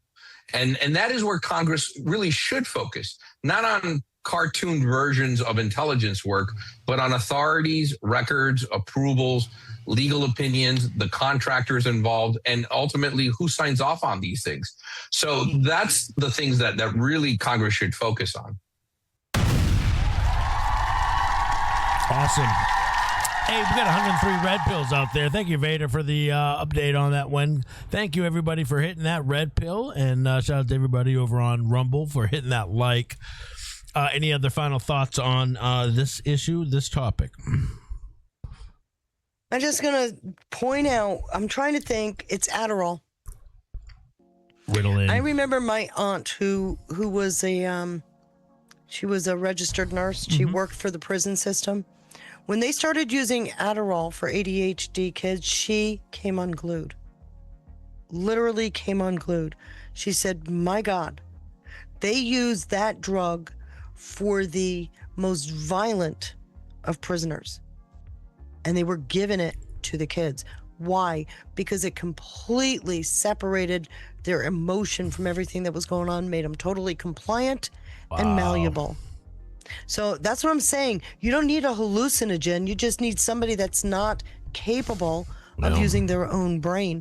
And, there's no thought lost on me when I look at the vapid eyes of all these kids right. that have shot up everything, right? Yep. So I'm just saying, do you need the old MK Ultra, number one? Number two, when you've got such an unhealthy alliance between the media and the agencies within the United States, as pointed out in the IG report, does it not connect that you're using the media as part of the programming force? Number one. Number two, there's a reason why our schools are off the rails. Right. And run by unions that are communist. So I'm not sure why this is a hard dot to connect. But coming out with the old files should be spurring the conversation about, so what are they doing now? No, it's good points. All good points. All right, so sorry, soapboxing again. That's good. It's great. It's perfect. It's perfect. Let's see. We got all sorts of topics to address. FBI dramatically expands Fulton County 2020 election investigation, deploys hundreds of analysts to review records. I got a clip on that. I also have a clip that you're not gonna want to miss. Feisty, that Trump just bypassed London and took back the Caribbean. Yeah. He's been doing that, though. We've been talking about that for months. This is with a woman named Vivify Mariposa. This is really an interesting clip. Interesting discussion that they have here. Argentina pays off the IMF. Selling sovereignty, not control. Google and Microsoft. How the city of London. Oh, hold on. Where is it here? Google and Microsoft move on the DR's rare earths. How the city of London destroyed Puerto Rico. Why the Dominican Republic. Draining the drug money.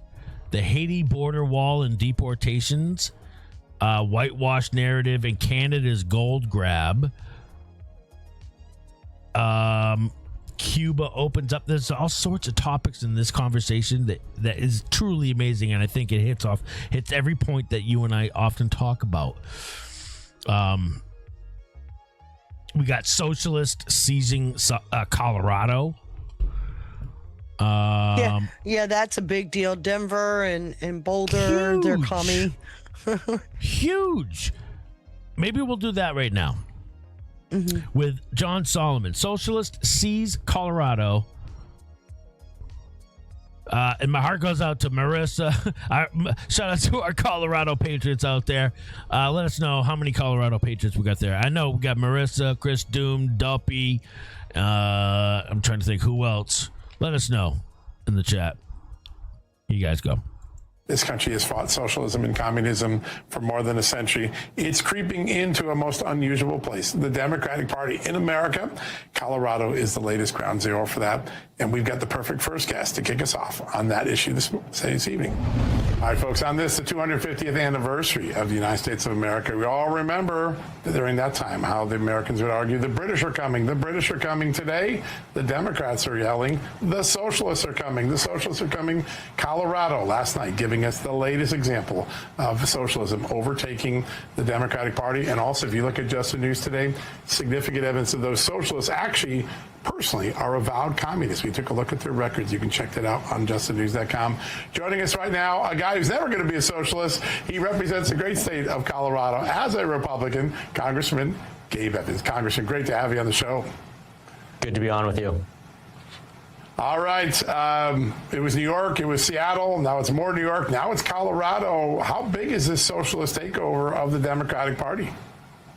Well, that's it. I mean, the socialists have taken over the Democrat Party. It started in New York. The socialists that won in Colorado last night have deep New York ties. My radical far-left extremist opponent is on video campaigning with Mamdani in New York, down in the district for Denver itself, Colorado's first congressional district, also a socialist with ties to New York. So we truly have a situation now where the tail is wagging the dog of the Democrat Party, and that tail is the out-and-out avowed socialists who want to ban oil and gas.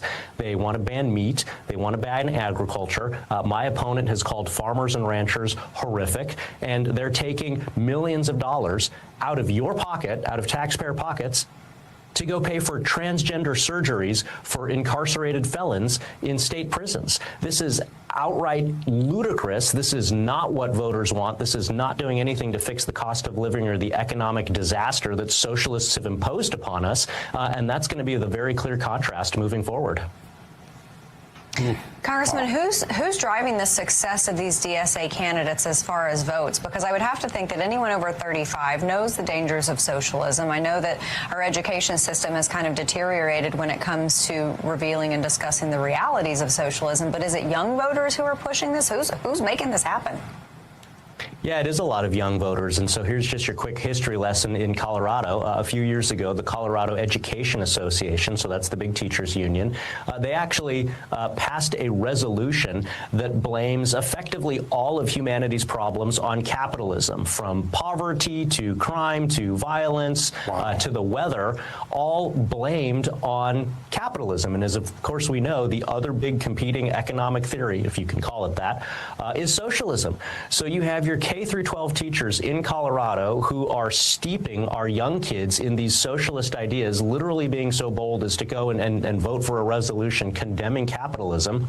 And then these kids move on to college, to higher education. I don't know if the name Ward Churchill means anything, but this was 25 years ago in Colorado, University of Colorado, where Ward Churchill, a tenured professor, said that America deserved 9/11, and he wrote an essay and then later a book about why America deserved 9/11. This is why 60% of Colorado kids in third grade can't read at the third grade level, and 70% of Colorado kids in eighth grade can't do eighth grade math.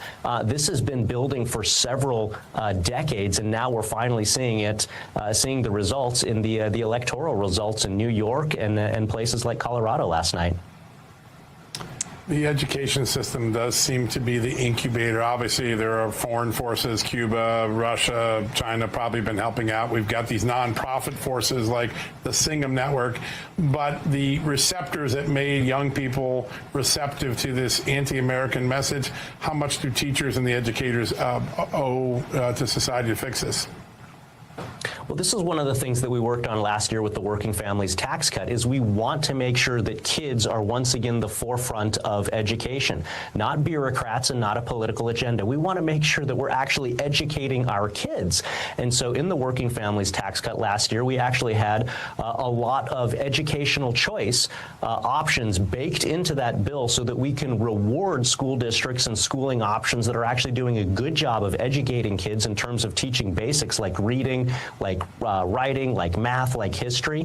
And so we actually saw states all around the country opt into some of those educational choice things. And so that's just one way that we're pushing back, and we're making sure on this 250th birthday of America that we are preserving this country. As Ronald Reagan said, it's not passed down in the blood. Freedom has to be fought for and protected by every generation. And so we are making those generational investments in good education and educational choice and educational freedom so that we can keep America going for another 250 years. So important. Congressman, we've seen what a socialist on a local level can do, like in New York with Mayor Mamdani. But on the federal level, as far as I can tell, I'm looking at these DSA candidates across the country, there could be as many as 6 to 8 who are a part of the Democrat caucus. Is that enough to really wield some serious socialist power at the federal level? Yeah, that's definitely a threat at the federal level. I mean, we all remember in 2018 when AOC came into power, she was kind of on the extreme fringes, and now this is becoming the main line of the Democrat Party. And you have to look no further than Colorado to see what they can do at a state level. Colorado, 3rd most expensive state in the nation, 6th most heavily regulated state in the nation. My district is an energy powerhouse, 7th highest oil and gas producing congressional district out of 435. In the country. A decade ago, downtown Denver had 35% of its commercial real estate occupied by energy companies. Today, that number is 7%.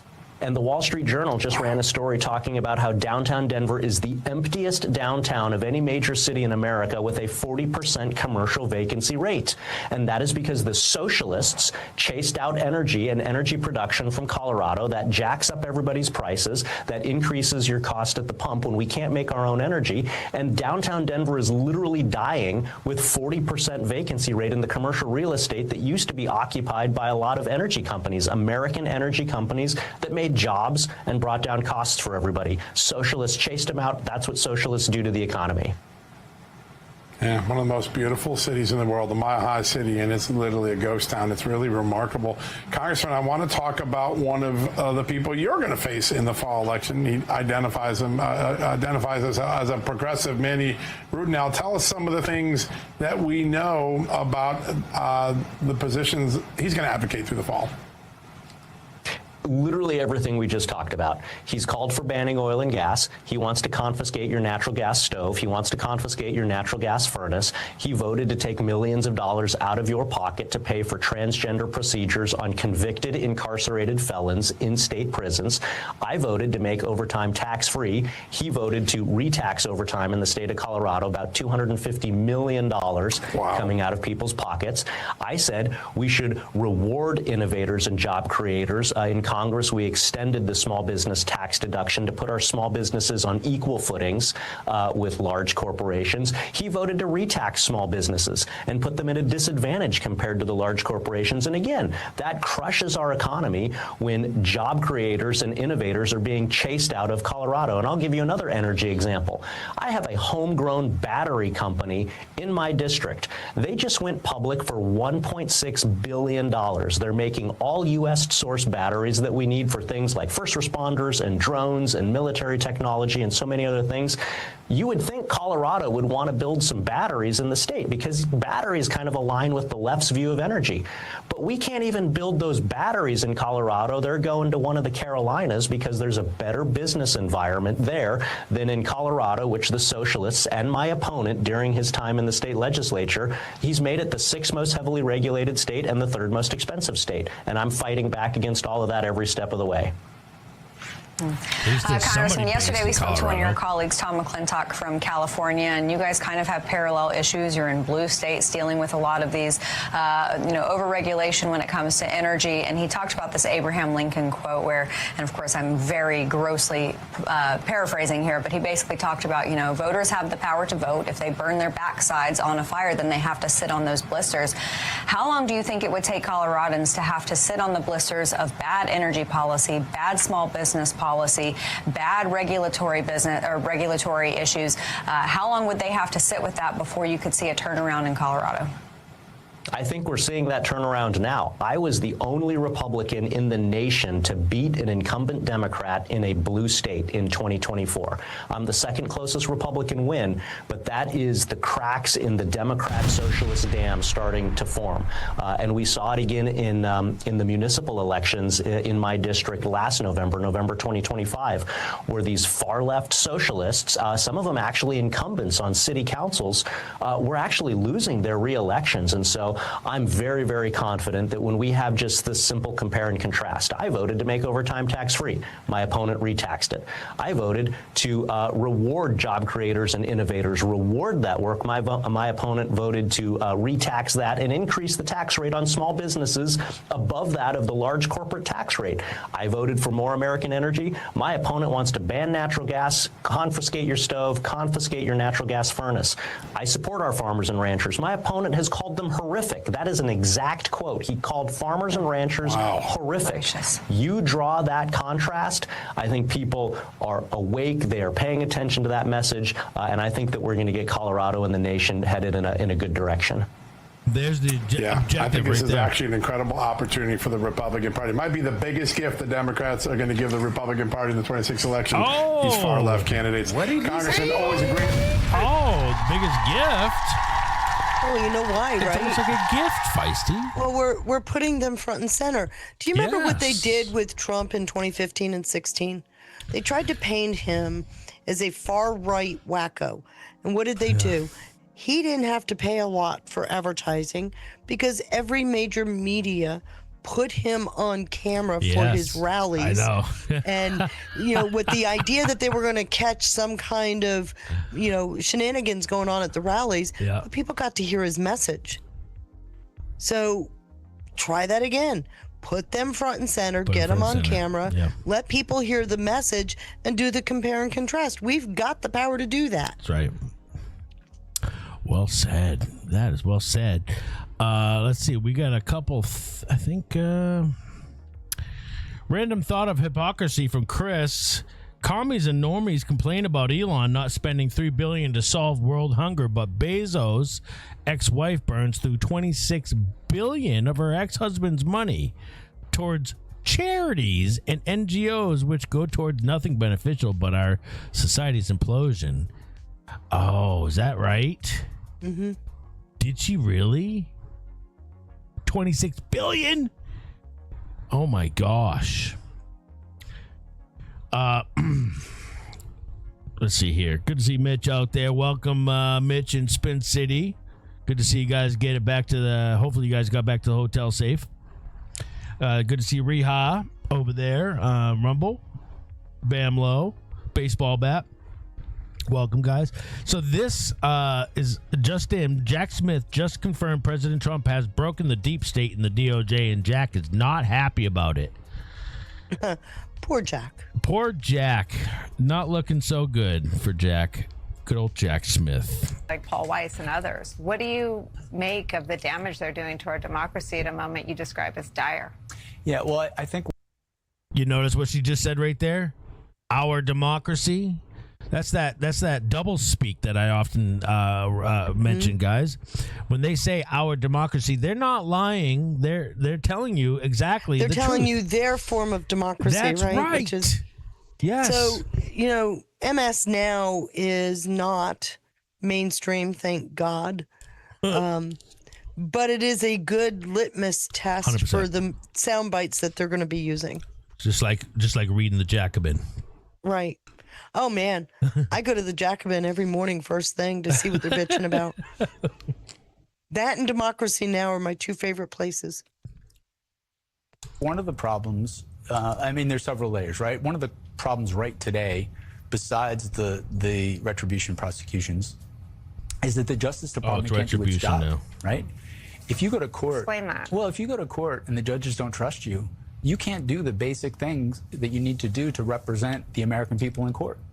And we have seen judges across the country say they can't trust prosecutors anymore.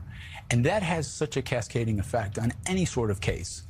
And, you know, I can't count how many opinions, but one opinion like that in my career would have been seismic. People would not know what to do if a court said, you know, trust that's been built over generations has been lost in days, right? And that's happening every day. And so regardless of what you think politically, they're just not effective at doing their job anymore. They've jettisoned expertise, right? And so we have a situation where we've got rid of people who know how to protect our national security, and we think that that's somehow not going to have an effect on our national security. You know, an example I can give you, Brian Driscoll. I don't know if you know who he is. He was the... He made a great video at the beginning to kind of rally the troops, it seemed, from the outside. Yeah, I mean, he's a folk hero in the FBI. If you were casting for a hero, that's what they look Central like, casting, right? yes. And just for your viewers, this is a guy, career agent, you know, mob investigator, SWAT team, hostage rescue, served overseas, Medal of Valor, bravery medals, all these things, and an expert in counterintelligence. They got rid of him because he stood up for agents who were being targeted improperly. You can't tell me, you cannot tell me our country is as safe as it was when people like that are being let go and fired for no reason. For no reason. Yeah, he had thrown that in there because, oh gosh. So I would ask you guys: do you think the panic is real after hearing good old Jack Smith say everything he just said? Do you think? Yeah, he's scared shitless. Do you think the panic is real? I gotta tell you, I think it is. I think what he's referencing here is Bill Pulte. What Bill Pulte has just done with the intelligence community. Well, just remember, we got a guy who's been looking into fraud at FHFA, and now he's got access to the communications. You have foreign and domestic coming up to the top now. Mm-hmm. That's right. I think this is wonderful. My boyfriend is doing just fine. Oh, by the way, I got a shout out to Johnny, who had Tina Peters on last night. Oh, wonderful. Yeah, Tina and Hibbins. So shout out to Tina, shout out to Hibbs. Hibbs has been a great support cast for Tina Peters, but it was a great interview. I don't even want to call it an interview. Sit down, chat. Hey, we got a fleet, holy fleet from Mitch, the ballistic Mitchell. Good to see you, brother. All right. So I just dropped you a link. Okay. Because I didn't get into the Jacobin today, so I just went in. Look at what they're saying. We can't change the Constitution. What was I saying? This was printed yesterday. I didn't even notice it. But I thought it was a living document. No, what this is saying is they know that a constitutional convention isn't going to happen. Oh. This is what this is going after. Americans used to fight for constitutional change and not just in the Supreme Court chamber. Jill Lepore talked to Jacobin about the decline of the amendment process and the rise of judicial power. And Trump, speaking of that, Trump has been nominating judge after judge after judge a lot lately. I don't even know if he has tonight, but just another trend I've noticed. The U.S. Constitution is not a living document, quote unquote. Yeah, Justice Antonin Scalia once said it's dead, dead, dead. In her Pulitzer Prize winning book, We the People, A History. Why do you think Scalia is no longer with us?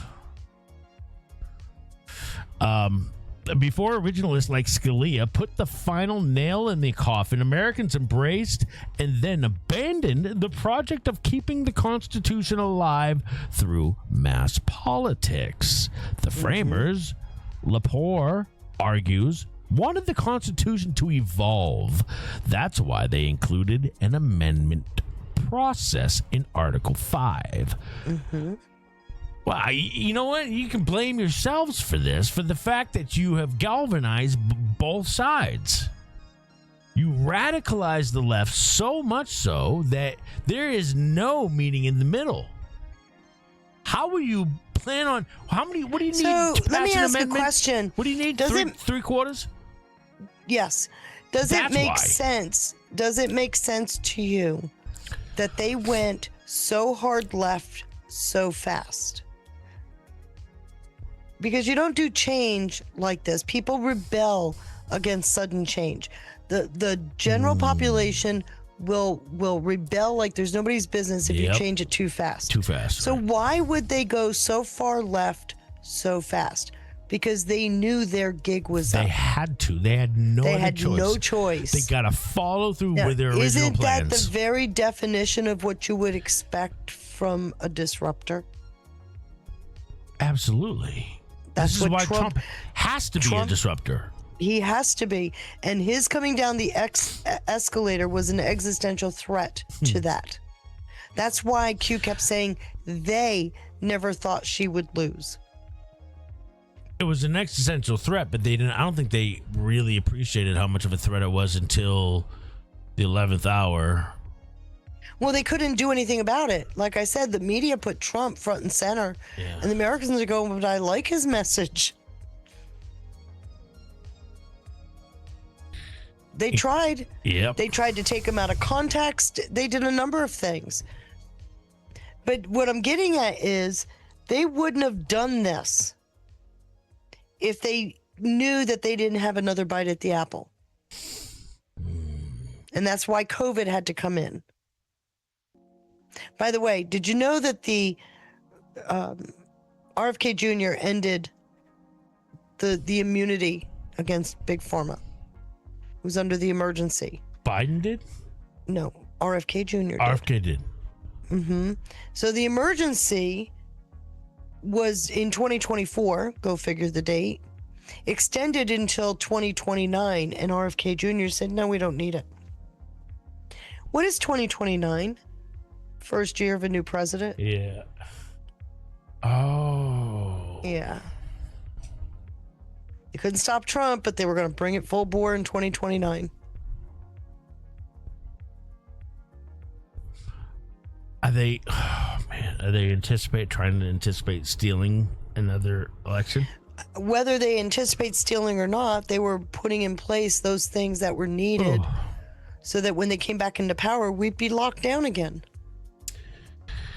They were going to do what they had to do. Wow. And I'm just saying, if their strategy is being unraveled in real time, they're not doing so hot. They're not doing very good. No. Which brings a Jack Smith front and center into the media. Right. So I'm just saying we're in a better place than people think. And it's actually comical to watch what's going on.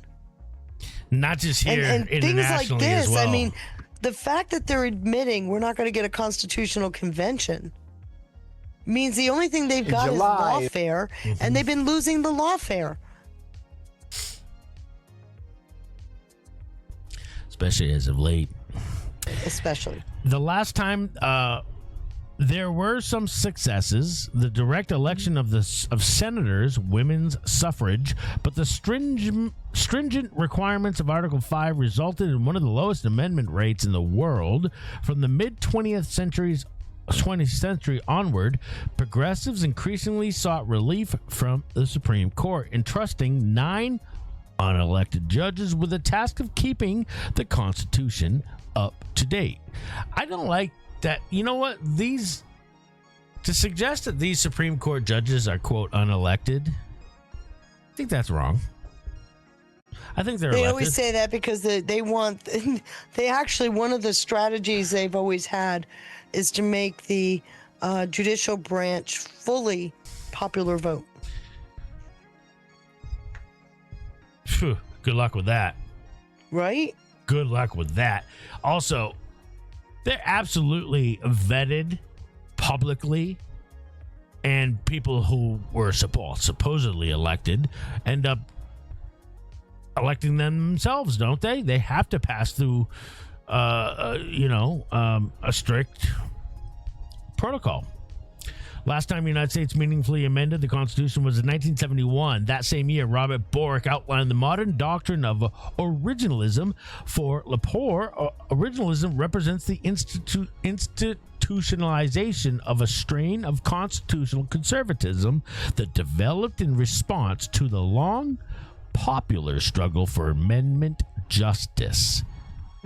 The left's retreat to the courtroom had given constitutional conservatives the initiative. By putting on robes and picking up gavels, they could not only stifle progressive constitutional reform, but advance their own radical project. Yikes. Now you're going to ask a question. Yes. They let you see just enough, and then they said, now you got to subscribe. You know, it used to be a free site. They've been putting more and more money. They're running out of money. Yep. And so I'm just looking at this stuff going, what are we worried about? We've obviously got the upper hand, right? They're all running out of money at the same exact time that they're trying to institute communism. So, which is the very economic ideal that requires other people's money. It's not going to work. It's not going to work. It's like creating a new party, Feisty. What have I been telling you? It's like creating a new party. Just ask. I'm telling you, ask Elon Musk how that's worked. Ask. You know who's starting to do this now? Tucker apparently wants to start another party. Let him blow it all up. Let him. You know, the thing is, like I said, I watched Nancy Pelosi take the gavel in January 2019 after Trump advocated all through the month of December for her to retake the leadership position. Gonna point that out. She took the gavel and immediately took a trip to Italy with the squad. She made them the focus, and the squad became very popular within 6 weeks. I remember saying on air that day that happened, she's a senior statesman. You know what she's doing is purposeful. Either she doesn't have control, which I don't believe, or it's intentional what they're doing. And we've been watching that party since 2019 go further and further and further into the extremes. It's intended to blow it up. And I've said it before. Intended to blow itself up? Is that what you're saying? They're blowing up. They're purposefully running the party hard left to destroy it. So they want to destroy their own party, but for what purpose? Because it was too many communists. I mean, there were a number. So now they're going to let the enemy who they're cozying up with. Go look up. You're going to have to just do a little bit of time on your own. Look up at what happened, what actually happened that created the Republican Party from the Whigs. It's a very similar kind of situation where the party was no longer able to capture the vote. So they blew it up and they created the Republican Party. They're doing the exact same thing with the Democrats now. They must be. They can blow it up, but you do it when you know if you know you're not going to get the popular vote for a while, now's the time to rebuild. I'm honestly wondering if they're allowing this to happen because it's their only way out. Yeah, what do you do? When you've got a party that has card-carrying members of the Communist Party, what do? You can't weed them out. You're a part of the election steal that kept you in power, that brought these people along. You've already had to marry yourself to them, right? Mm-hmm. You're watching Schumer right now. They are saddling up with these communists because they don't. What do? If the communists, if they talk down to them, they for sure have no vote. So it's like they're pairing up with the communists now out of sheer survival. At the same time, it looks like out of sheer intent to blow it up because they're not getting the numbers. And like I said, when I watched what Nancy Pelosi did in January and February 2019, it's like, holy shit, this is intentional. It's intentional. which I think we all, I feel like we're all pretty much caught up to that. Or at least have that up as an option. I'm just used to being called batshit crazy over that, but oh wow, yeah, that's not going to happen here. But I'm just. But the where I'm fact is, curious if that's now is how, or better yet, put them front and center. Not the how, but for what purpose? What is the reasoning behind it? Because if you can't clean it out, blow it up. And if that was the intent all along, even with or without Trump. Right. But Trump gave them a respite, right? Because he's a populist. He was actually able to marry. Remember what he did. We started with Occupy Wall Street in 2008 to 10. Then you got Tea Party starting in 2010. Trump came in, he brought in the Occupy Wall Street and the Tea Party, and it evolved into MAGA.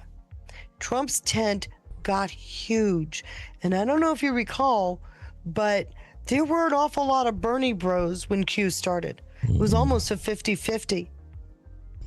So there's been an intent. Yeah, I remember the stats that came out. It was almost a 50-50 between Bernie bros and conservatives. And now look who's starting to make an appearance again all of a sudden is Yes. Bernie. That interesting? And he's not getting the crowd he got.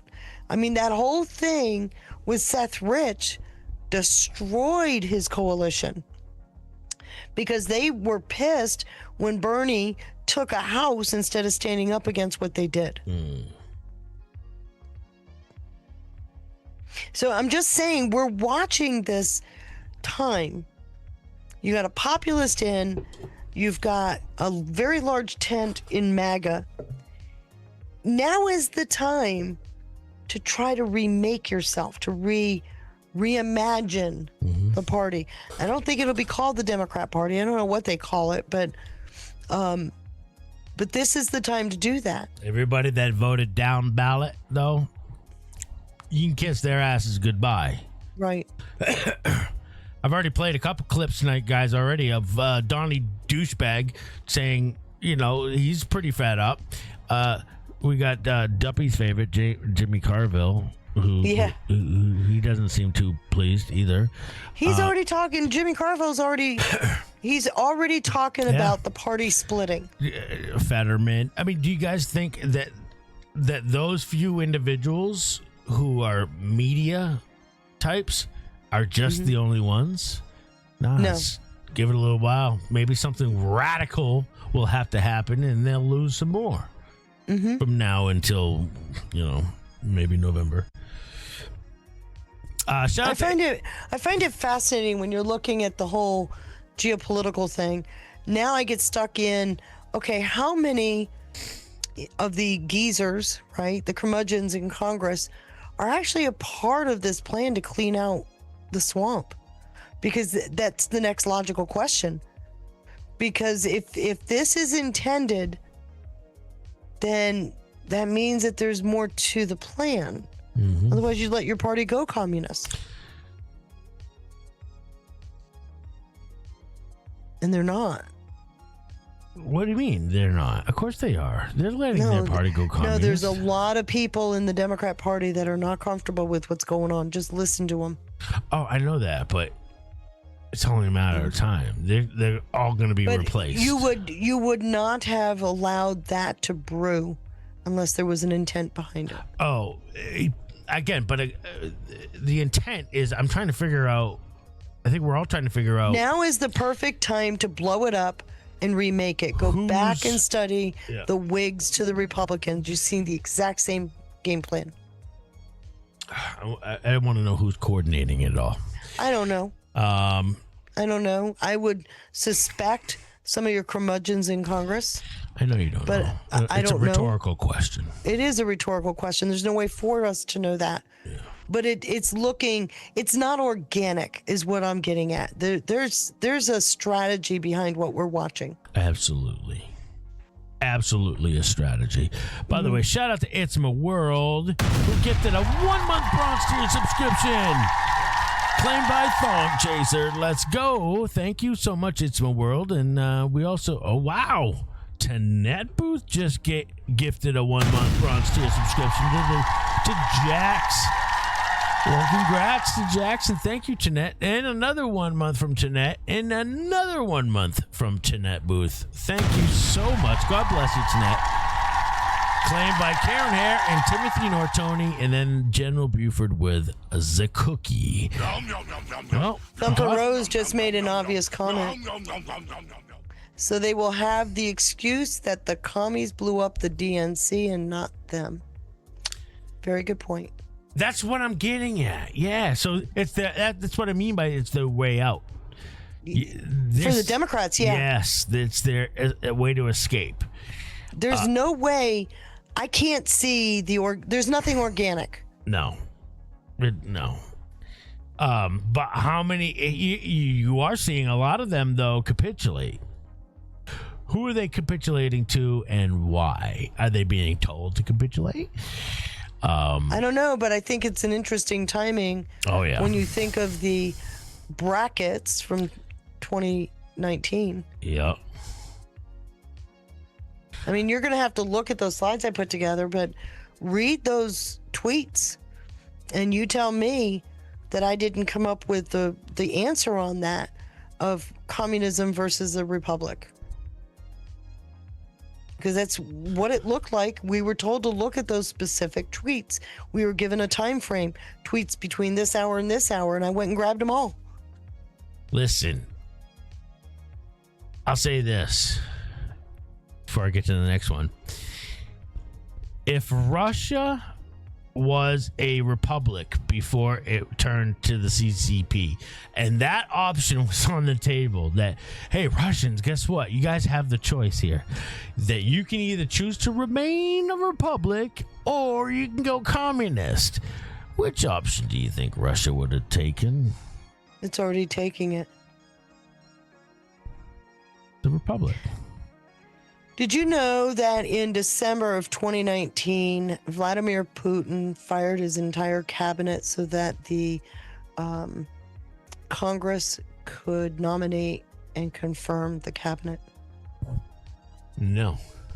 Before that, he appointed all of his cabinet, which is a socialist model. Congress did it. He fired the entire cabinet in December of 2019. Wow. And then he had Medvedev stay on, until the cabinet was confirmed. Yep. But what he did was he told them, you're going to go through the confirmation process through the Congress.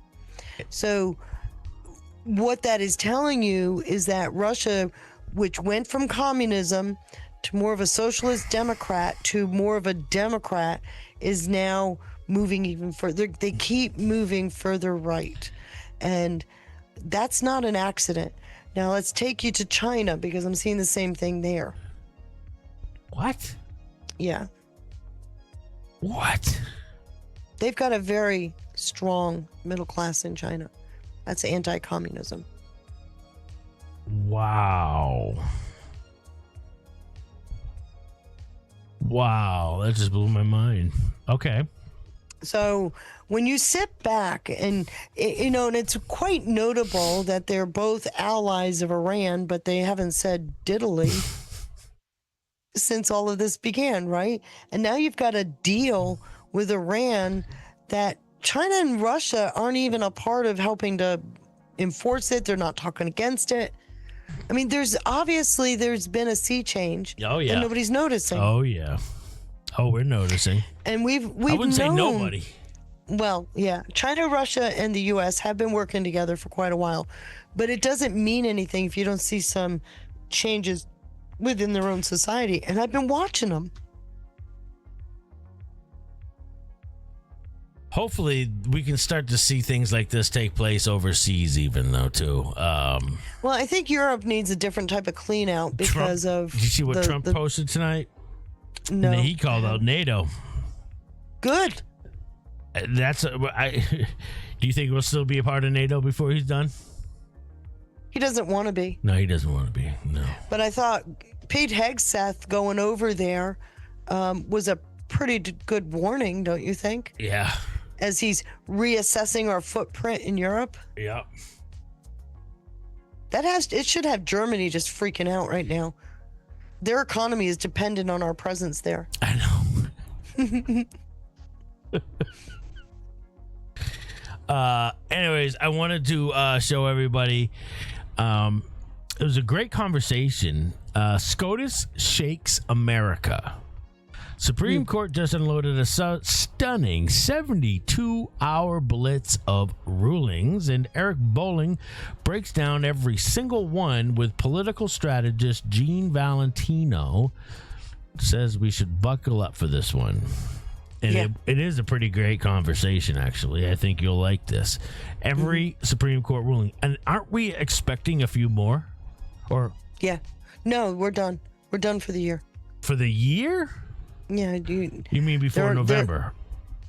They're done for they're on summer break. Summer break, right? Okay. Yeah. The argument calendar starts up in October again. Oh. That's a hell of a vacation right there. Well, they don't actually take a break. Okay. They will go on vacation. They'll do their various vacations. But they don't. You got the shadow docket is 24/7, 365, so they're always on notice. All right, let's just check on the chat here real quick.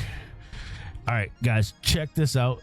It's just under 12 minutes, and we'll talk about it on the other side. Thank you.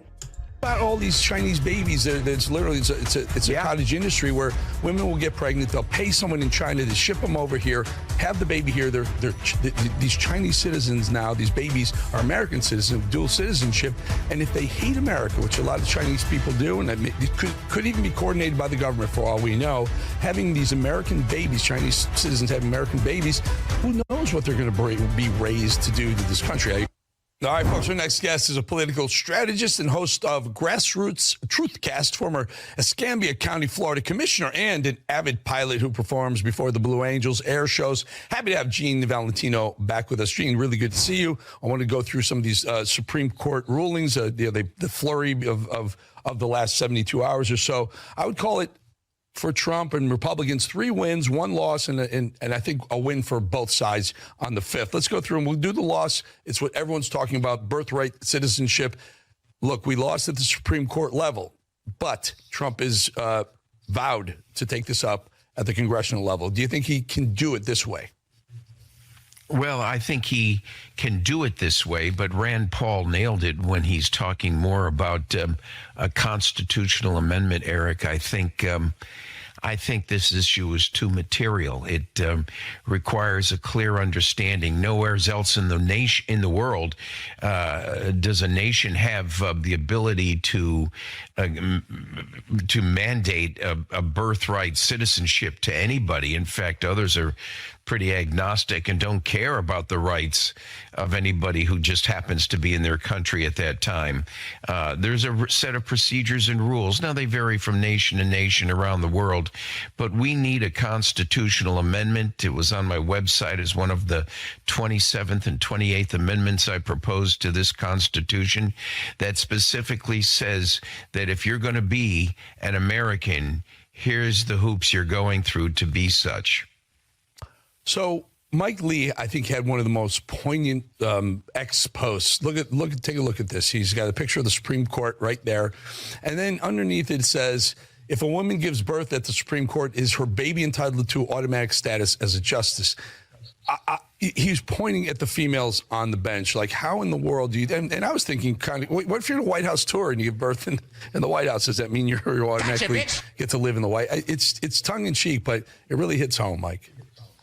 I think we've gone too far as a nation to try to accommodate the extreme rights or interests that are not mainstream, that are not the majority.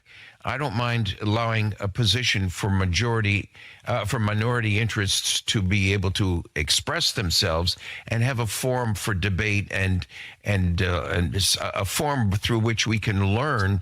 Maybe we can do something even better. But to gerrymander, in a sense, the birth the citizenship process for this nation means that someone with fewer hoops, like my grandfather, who served this nation, became a legal citizen, served in World War I.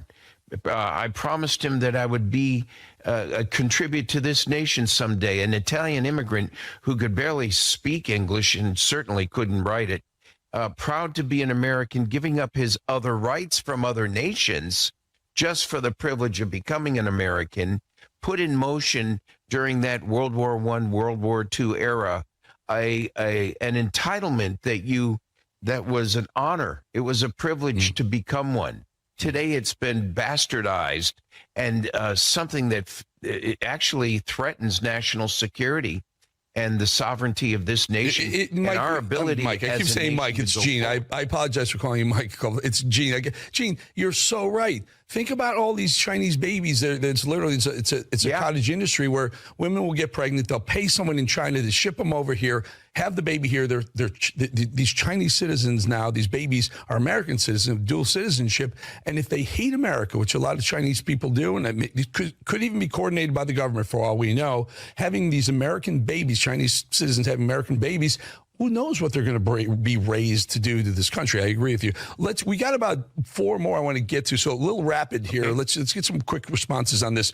Presidential powers. The Supreme Court gave Trump, and for eternity, allegedly, the president to have more power as getting rid of agencies and firing people within agencies. They were a protected class in D.C., FTC, FCC, and others. President now can get rid of those agencies wholeheartedly or just some people within them. Thoughts? He's the boss of the operation of the country, and it's like a company. I was CEO of a few companies myself. If you handcuffed me and didn't give me the authority to manage a budget and targets you imposed on me, I would walk. How dare the system try to handcuff Donald Trump from achieving the objectives he promised to the citizens who hired him. Now, this is a misuse of power and strength by a deep state movement to try to curtail Donald Trump's effectiveness and his ability to manage. Literally overnight, what he's accomplished is amazing to me personally, but has tried to stifle his ability overnight to achieve the objectives he promised the American citizens. Yeah, and guess what? He's going to start weeding out some deep state actors that we've been waiting for him to. Now he can finally do it. We'll call that a win, a big win for Trump. And this one, big win for conservatives. Transgender states are allowed to now prohibit transgender athletes, namely men who want to compete against women, on their sports fields. And before they weren't sure if they were constitutionally within their rights to do it. Now they are. Mike Lee talked about it. Senator Rand Paul talked about it. And more recently, Representative Ogles, I think it's pronounced, yes, mentioned it. You either are an XX or an XY. That's the chromosome. Get back to science class. You've got a male chromosome and you've got a female chromosome. If there's any dispute, go get it tested before you compete, or if there's any argument on the issue. There are not 6 genders as Talafrico thinks. There's only 2. And if you don't fit into one of the 2, you ain't playing. Right, and that's what the Supreme Court ruled. Gene, kudos to them on that Gene, point. I'm always the litmus test for everything. All these liberals who want to say, oh, it's okay for dudes to play if they believe they're women. Okay, guess what? How would the NBA, a couple of NBA players that are 6-man on the bench decide they're women that, going forward, and just throw themselves into the WNBA? It wouldn't. They would cry, they would hate that in golf, in tennis, and others. All right, that's a win for conservatives. Another win for conservatives, especially Republicans. Now, I'm not going to say Republicans aren't conservatives, but I think there is a distinction here. But campaign finance laws will be rewritten to allow the structure, the Republican and Democrat apparatus to get more involved, spend more money for certain candidates, which they weren't allowed to do before. They're opening up the wallets. Tell us about it. concern, Eric. We need to get rid of the NGOs and their ability to fund campaigns. The non-government organizations, that some of which with monies from overseas, including Mr. George Soros, have been funding political candidates exclusively on the Democrat left side to promote this leftist cult throughout our nation, which is part of the headlines in the news even today with more, they're not even Democrats anymore. They're calling them socialists. The president calls them communists. And they are, because they have gotten the money from sources that are not the people in the neighborhood and the street. When I was a county commissioner, I knocked on doors. Hey, would you please vote for me? And if I was lucky, they made a small contribution to my campaign. That's who I want funding my campaign, not some hidden deep state group that expects me to turn more socialistic or communistic in my policies and procedures in running government. This is a test for you, Gene. This is a test, this last one. So we got 3 wins and a loss for Republicans, for the good guys. I call this a win for everyone, and some people don't. I'm a libertarian. I believe this is a very, very important Supreme Court decision. And by the way, it was a unanimous decision. What they did was it's called Charlie versus the United States. Digital privacy will no longer allow law enforcement agencies to geofence you. So if you have a cell phone, they can follow you wherever the heck you go for the rest of you, whenever they want, without a warrant. With a warrant, they can do it. So you have to have probable cause to do it going forward. I love this. As a libertarian and a conservative, this is what we don't want government to be watching Big Brother, to be watching everywhere we go. Quick thought on that before we go, Gene. FISA needs to rein it back. I think under the Biden and Obama administrations, they went deep into the privacy of the Trump family, as an example of many Republicans. If it's under control and if the wrongdoers are prosecuted, keep it. If they can't manage it, then get rid of it. We've got to protect our sovereignty by protecting privacy first. All right. Gene Valentino. I don't know. Do we call you Gene the Dancing Machine? I think you're about my age. You think you remember that guy? The Velvet Hammer, I've been called. Gene, good to have you, my friend. They just checked off all the boxes of all the SCOTUS rulings in the last 72 hours. Feisty, your thoughts? Well, the Slaughter case, which was the one I was really excited about, which we all knew they were going to strike down. Yep. Did you see what they put out today? CFPB has been told, come to work or else, or you're fired. Oh. They've, because of so them being just to remind everybody, Slaughter case is Slaughter case was, she was the FEC commissioner, the IG said fired. It could now be fired. Trump can fire people at will. They're at will. As long as they're appointed by the executive branch. Correct, well, right? no, they it doesn't matter, but well, no, because he can't fire people. What the ruling, he couldn't fire them before because they were commissions set up by Congress, and Congress wrote in the law that they could only be fired for cause. Okay, and the Supreme Court said you can't do that.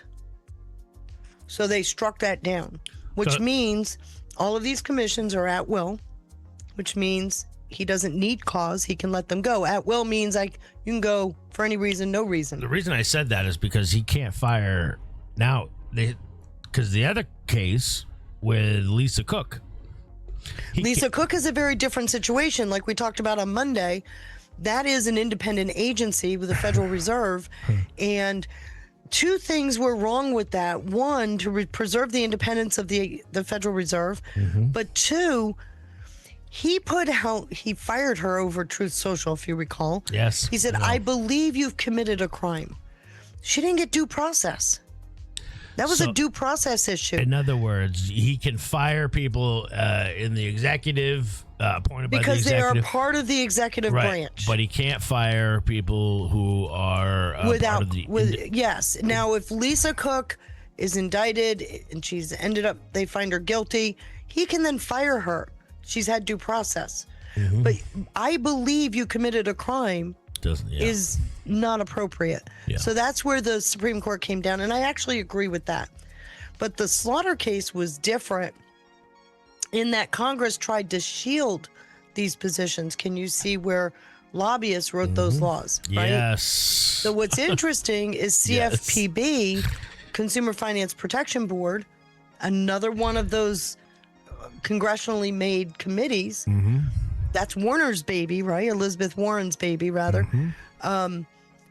They put out a notice today saying, come back to work or else. Consider your resignation. So We'll see thank if you, they go back Slaughter. we'll see if they go back to work. If they don't, they are out of a job. They're out of the job. And They couldn't make them, like they did with the entire executive branch, they couldn't make them report to work because of those special conditions that Congress wrote into that law when they wrote it, when they divined that committee or the commission. Did you happen to catch what I put in the digs folder just now? Why would I have happened to catch it just now when I was just talking to you? Not just now. In the last... Oh, the excommunication. I think it's about damn time. You're going to get me in trouble. Okay, that's why I'm asking you discreetly. So, first of all, You don't have to. SSPX, I'm happy to go into it. SSPX has been around for a while. They basically, and I'm just going to 30-second it, so don't shoot me for not giving you all the details, but they basically said, since Vatican II, there's been no legitimate pope. They also say that they support the pope, which kind of defies why there's an SSPX. What's an SSPX? The Vatican, the Society of St. Pius X. Okay. So what they've done is they were really upset in Vatican II because it moved towards a more what Vatican II calls a welcoming church. What does that mean? Well, up until that point, everything was done in Latin. Latin's not even taught anymore.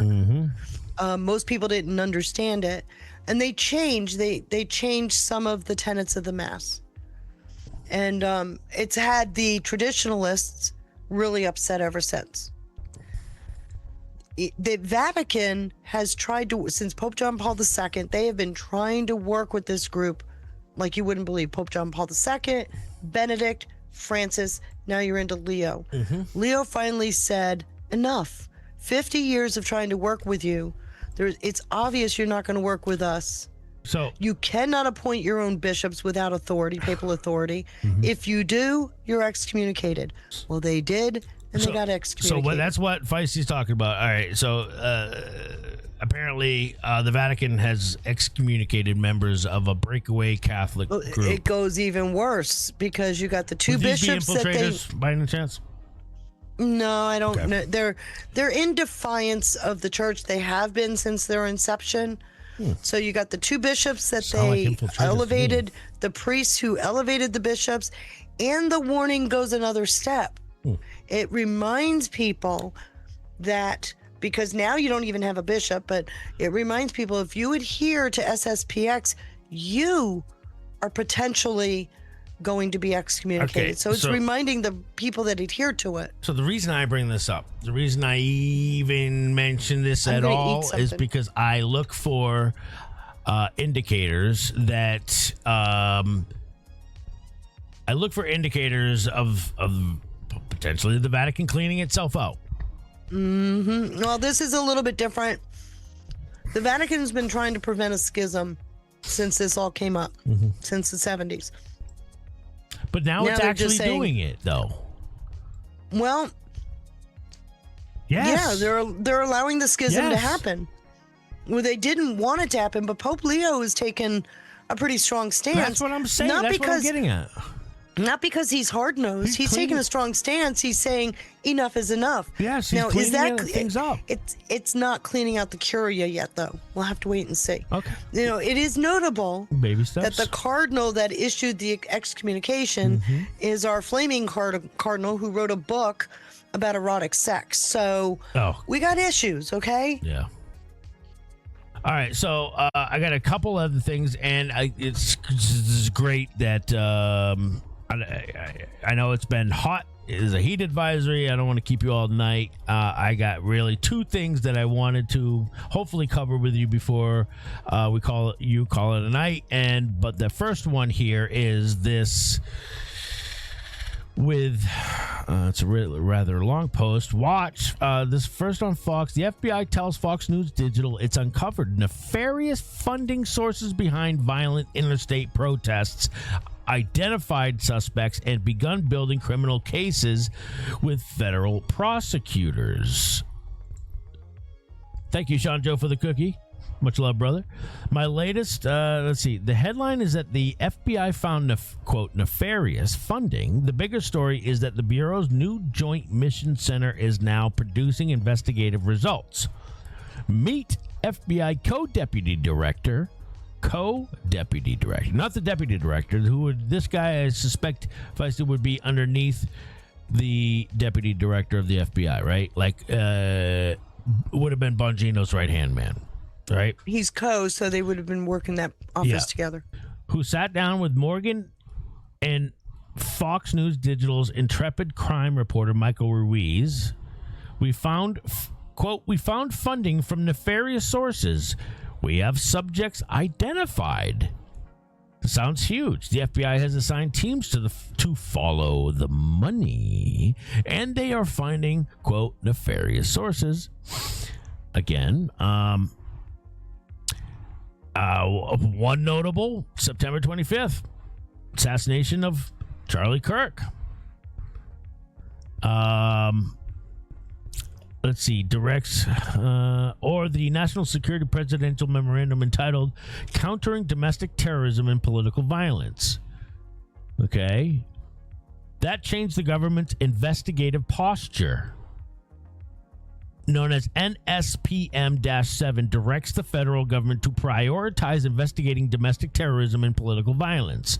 But let me explain NSPM, National Security Presidential Memo. Yep. The Justice Department followed with the implementation on December 4th. Guidance directing agencies to investigate, quote, anti-fascist actors with, quote, extreme viewpoints on immigration, radical gender ideology, and anti-American sentiment. And importantly, the financial infrastructure supporting them. Ooh. The directive also... but why I'm raising this, right? Because we all remember hearing about this, right? We all remember hearing about this, and then a lot of people ask, but why isn't anything happening? Or why aren't we seeing anything stem from this? Well, we are. The directive also called for the investigation and prosecution of tax crimes in which, quote, extremist groups are suspected of defrauding the IRS. That's huge. It's the Al Capone strategy, Feisty. I have to laugh at that part. Federal prosecutor, you know what it reminds me of? The end won't be for everyone. Right. The federal prosecutor Elliot Ness sent the notorious 20th century Chicago. Are you serious, Elliot Ness? Yes. Serious? Yes. Okay. If you don't believe me that the stories are connected in history, pay attention to this detail. The Communist Answer Coalition, which is supported by the network that pro-China communist tycoon Neville Roy Singham has funded, has as its Chicago address the Green Mill Restaurant. Mm-hmm. Which was a popular hangout spot for, yes, Al Capone back in the day. Mm-hmm. The focus, this is interesting, the focus expanded beyond the violence itself. Okay, in January 2026, the FBI Director Kash Patel promoted Rhea from his post in the FBI New York's office to be the deputy director of the FBI after the departure of Bongino. Right. On March 2026, this last March, the FBI created the Joint Mission Center.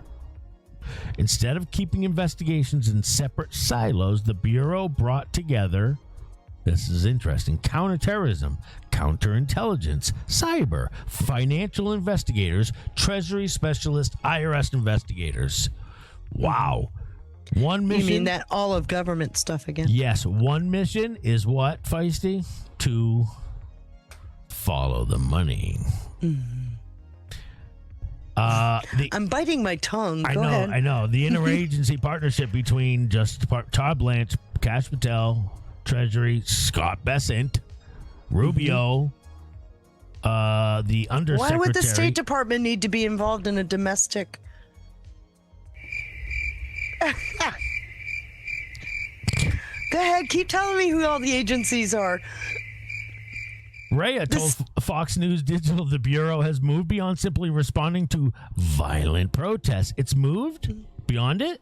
Okay. Investigators are now tracing how money allegedly flows through organizations and financial networks to support recurring violent protest activity. Shadow banking. Gotcha, bitch! That's why Rhea emphasized this challenge. It does go through some very legitimate hoops, and it's commingled with very legitimate money as well. So you're going to get an idea of just how savvy and how involved these people, the bad guys, had to get in order to launder this money, and so that it doesn't come back on them. But they got him. Separating legitimate... Do you know the main vehicle they're using? Do you know the main vehicle? 501c4s. That's what they're using. Separating legitimate nonprofit activity from potential criminal funding takes time. The Bureau says it has already identified funding streams, identified a portion of the actors, and begun building prosecutable criminal cases. Begun building. So, you know, the giveaway was the State Department, right? Yes. Yes. So, begun building, you mentioned Singham. You got Hansborg Weiss. Right. You got the City of London. Trump said something yesterday that reminded me, and I'll have to show you the two tweets, but he said something yesterday about how things are going international and that he wanted things done fast. He told Bill Pulte, declass anything you want. And I'm going, this goes back to 2018 when he talked about speed.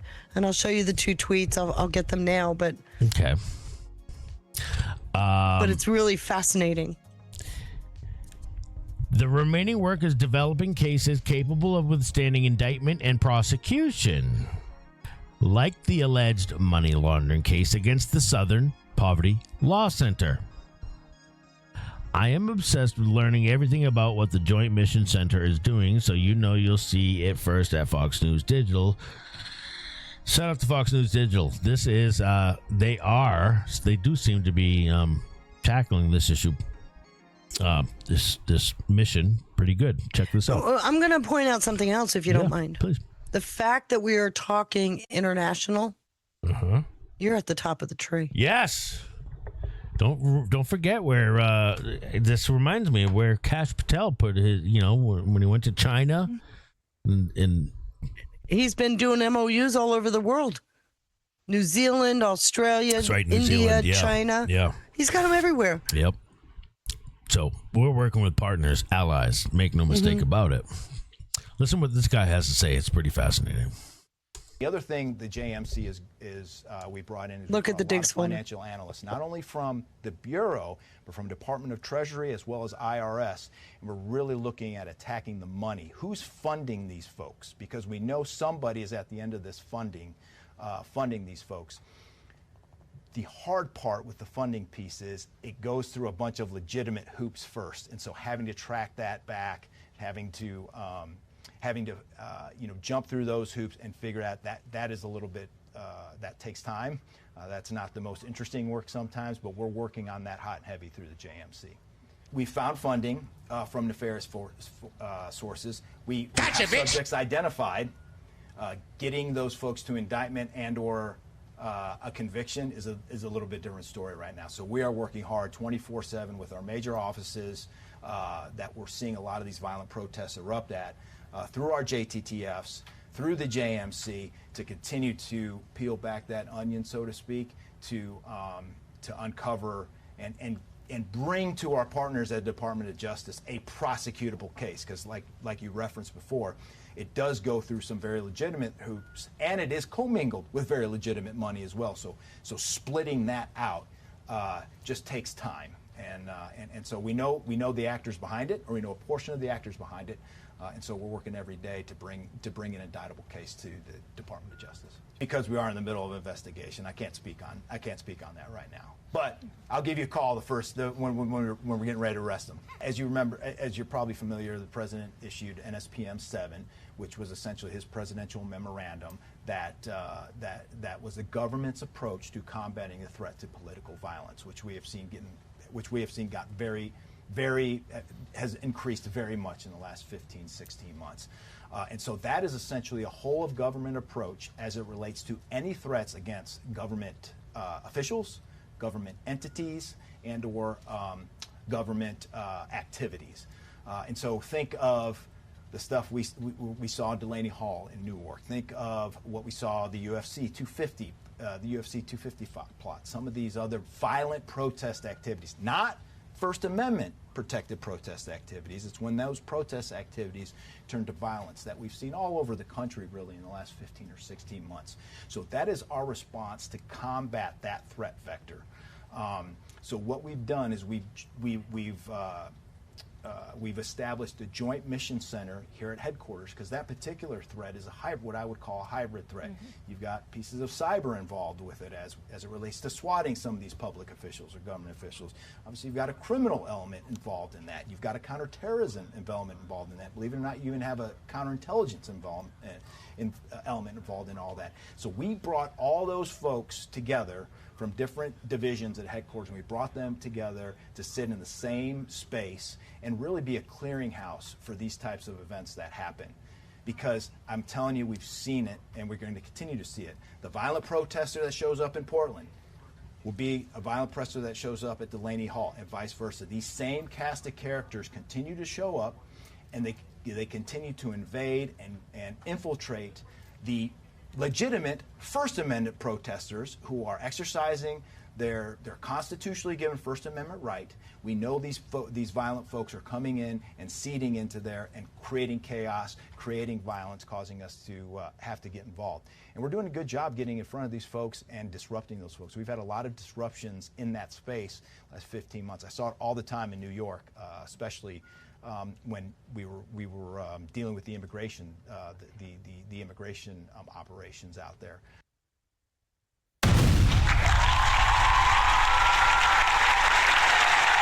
So, we started the show with part of this story, and I want to fill in some of the blanks, because when you start tracing the money, you don't just have these foreign funders like Hansborg Weiss and Neville Roy Singham.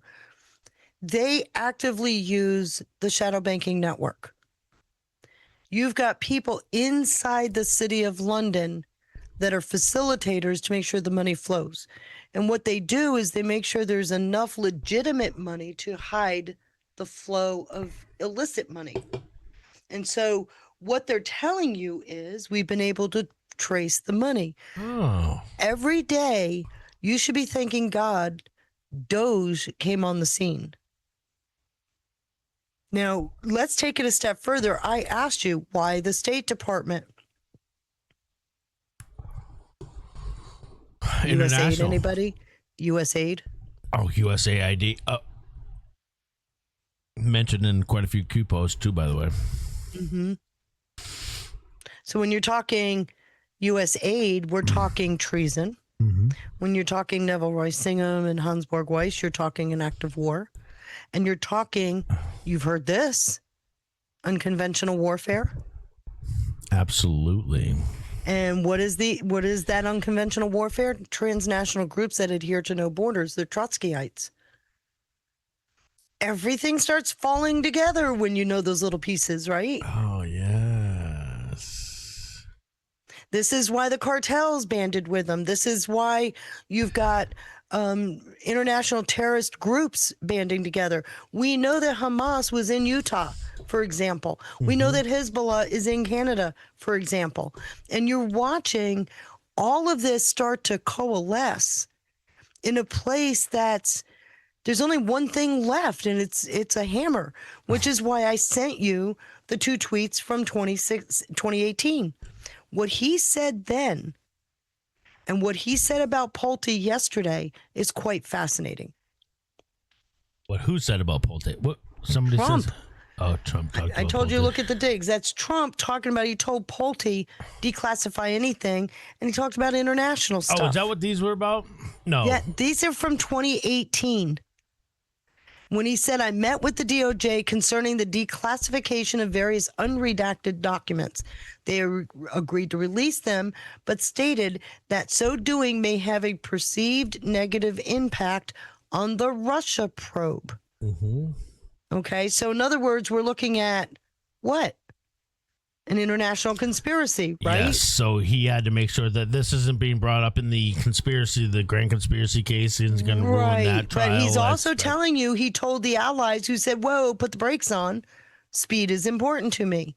And then listen to what he said about Pulte yesterday. It's like, to me, it directly related to these 2 tweets, which I've been carrying for years. As the new director, we Yes. also know you have the task force set up on declassification, maybe talking about international, maybe looking at some declassification. Are you able to give us an update on that? That sounds like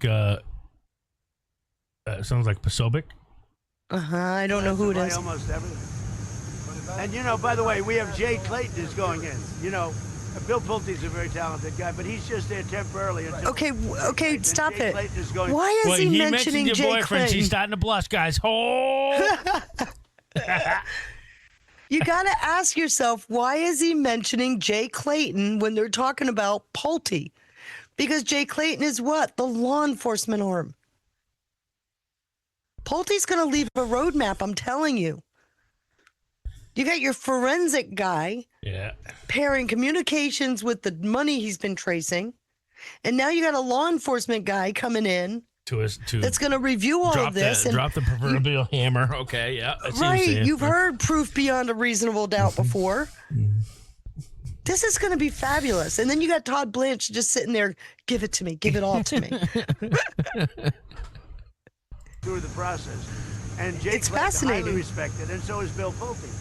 But Bill is there just for a fairly short period of time.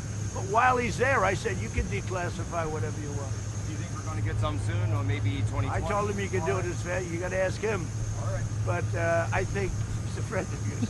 I think that Bill will declassify. Yeah. I told him you can declassify whatever you want. So Bill's there just for maybe a month or 2 months or something, and Jay is going through the process. He's got a hearing in 2 weeks.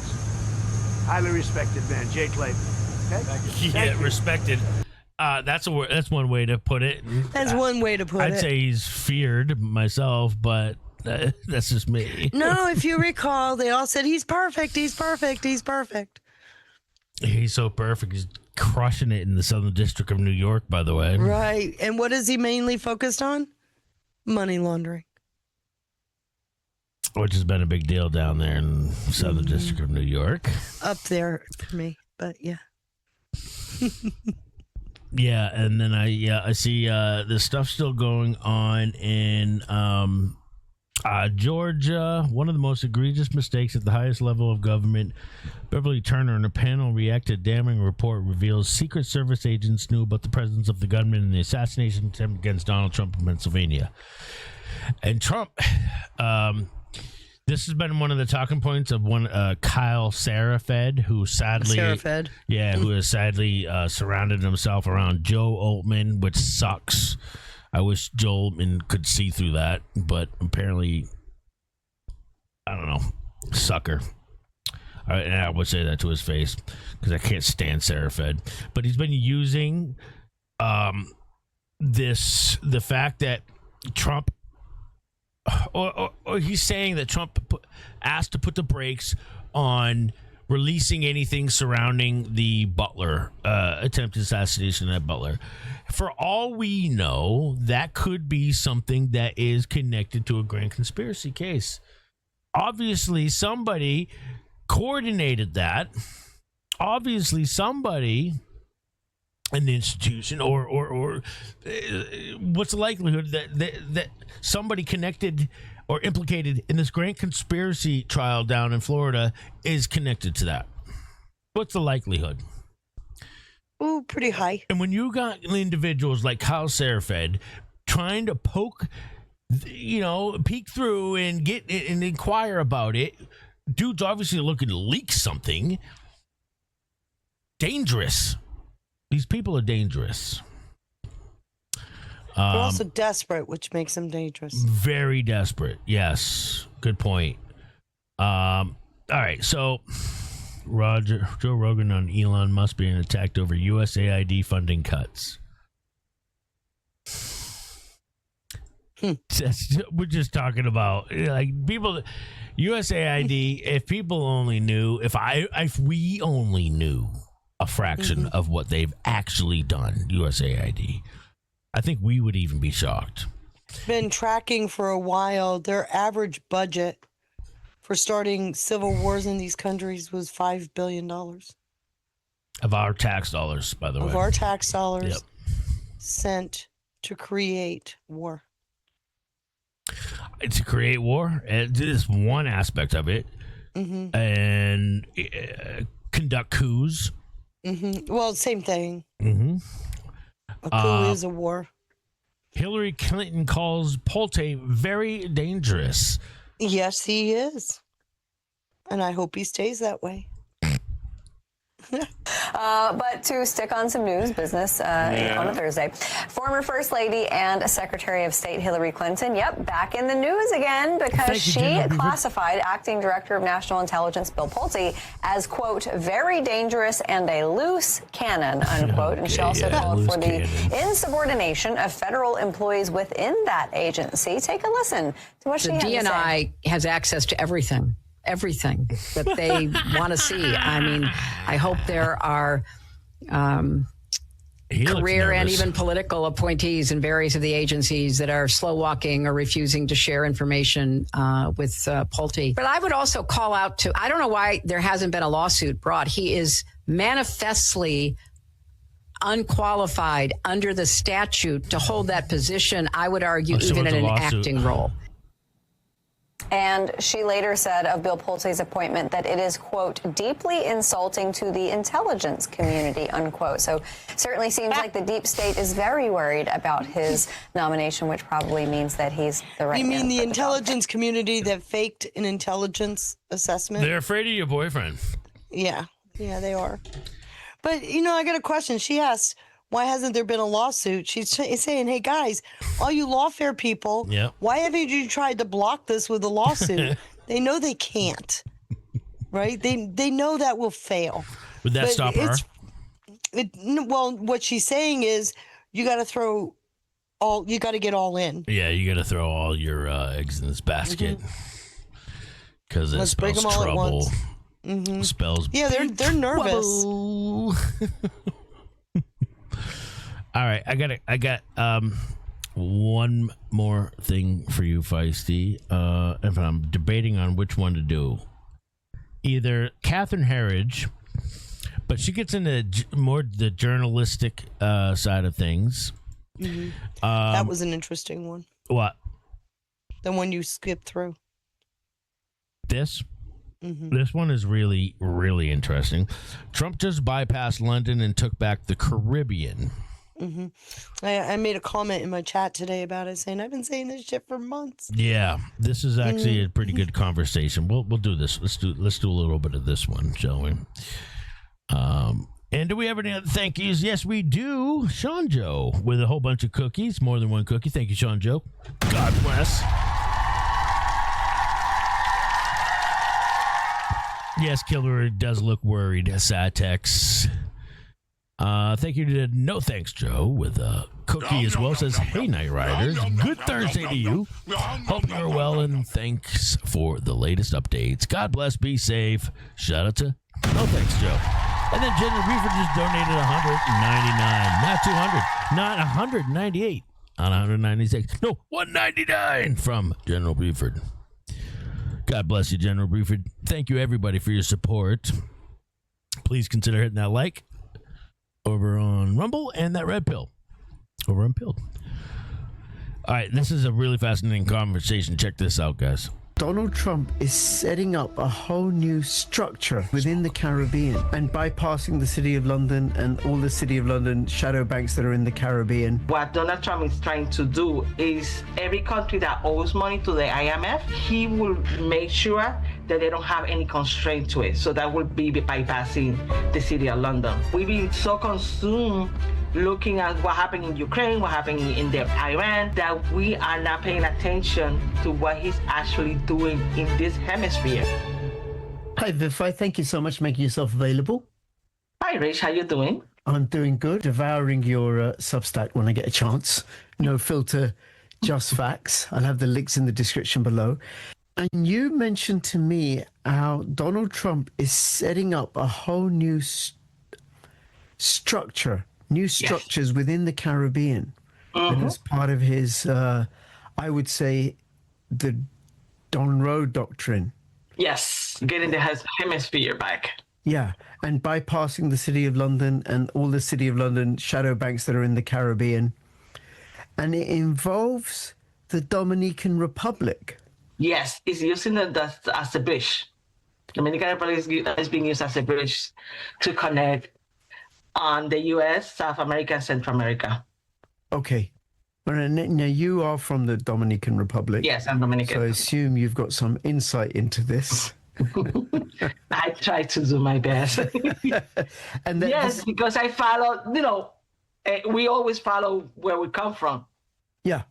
And also, this is bypassing the City of London. It's an alternative structure. Oh, yes. To the City of London. Because remember last time we talked about the copycat that they were doing in Argentina? And that was the first step. So they started last year and taking up the money that Argentina owed to the IMF, so to the United States. So they will not be controlled by the contract that they have with the IMF. When they got that money, the 20 millions, was for that reason. So what Donald Trump is trying to do is every country that owes money to the IMF, he will make sure that they don't have any constraint to it. So that would be bypassing the City of London. Also, removing any loan that they had to China. Actually, it's more Brussels. To remove China also from any country that is part of this hemisphere. Okay, but how does that work? So Argentina, did the US lend Argentina money and then Argentina paid off the IMF, but then Argentina is now in debt to the United States. How is that any different? Because the money is coming to the U.S., to the Treasury Department. It's not going to the City of London. IMF goes directly to the City of London. It doesn't come to the U.S. Okay, but Argentina is still in debt, though. The debt's not gone away. Oh, yes, but it's debt to us. But how does that give Argentina any advantage? Because any money interest is earned toward the United States, not to the City of London. They still have that debt, but not to the IMF. Okay, so Argentina has gone from one loan shark to another loan shark. Another one, because it's going to be in the hemisphere. So this is another way that Donald Trump is taking control of the City of London. He's taking anybody who owes money away from them. Okay. All right. Okay. So then now, are the rates better? Does Argentina get a better rate from the United States than it does from the IMF, or is it the same? I believe it's the same because it's just changing hands, and it's who you owe, and I believe the way Argentina is moving is to bring back more sovereignty. Remember, it's sovereignty that is selling.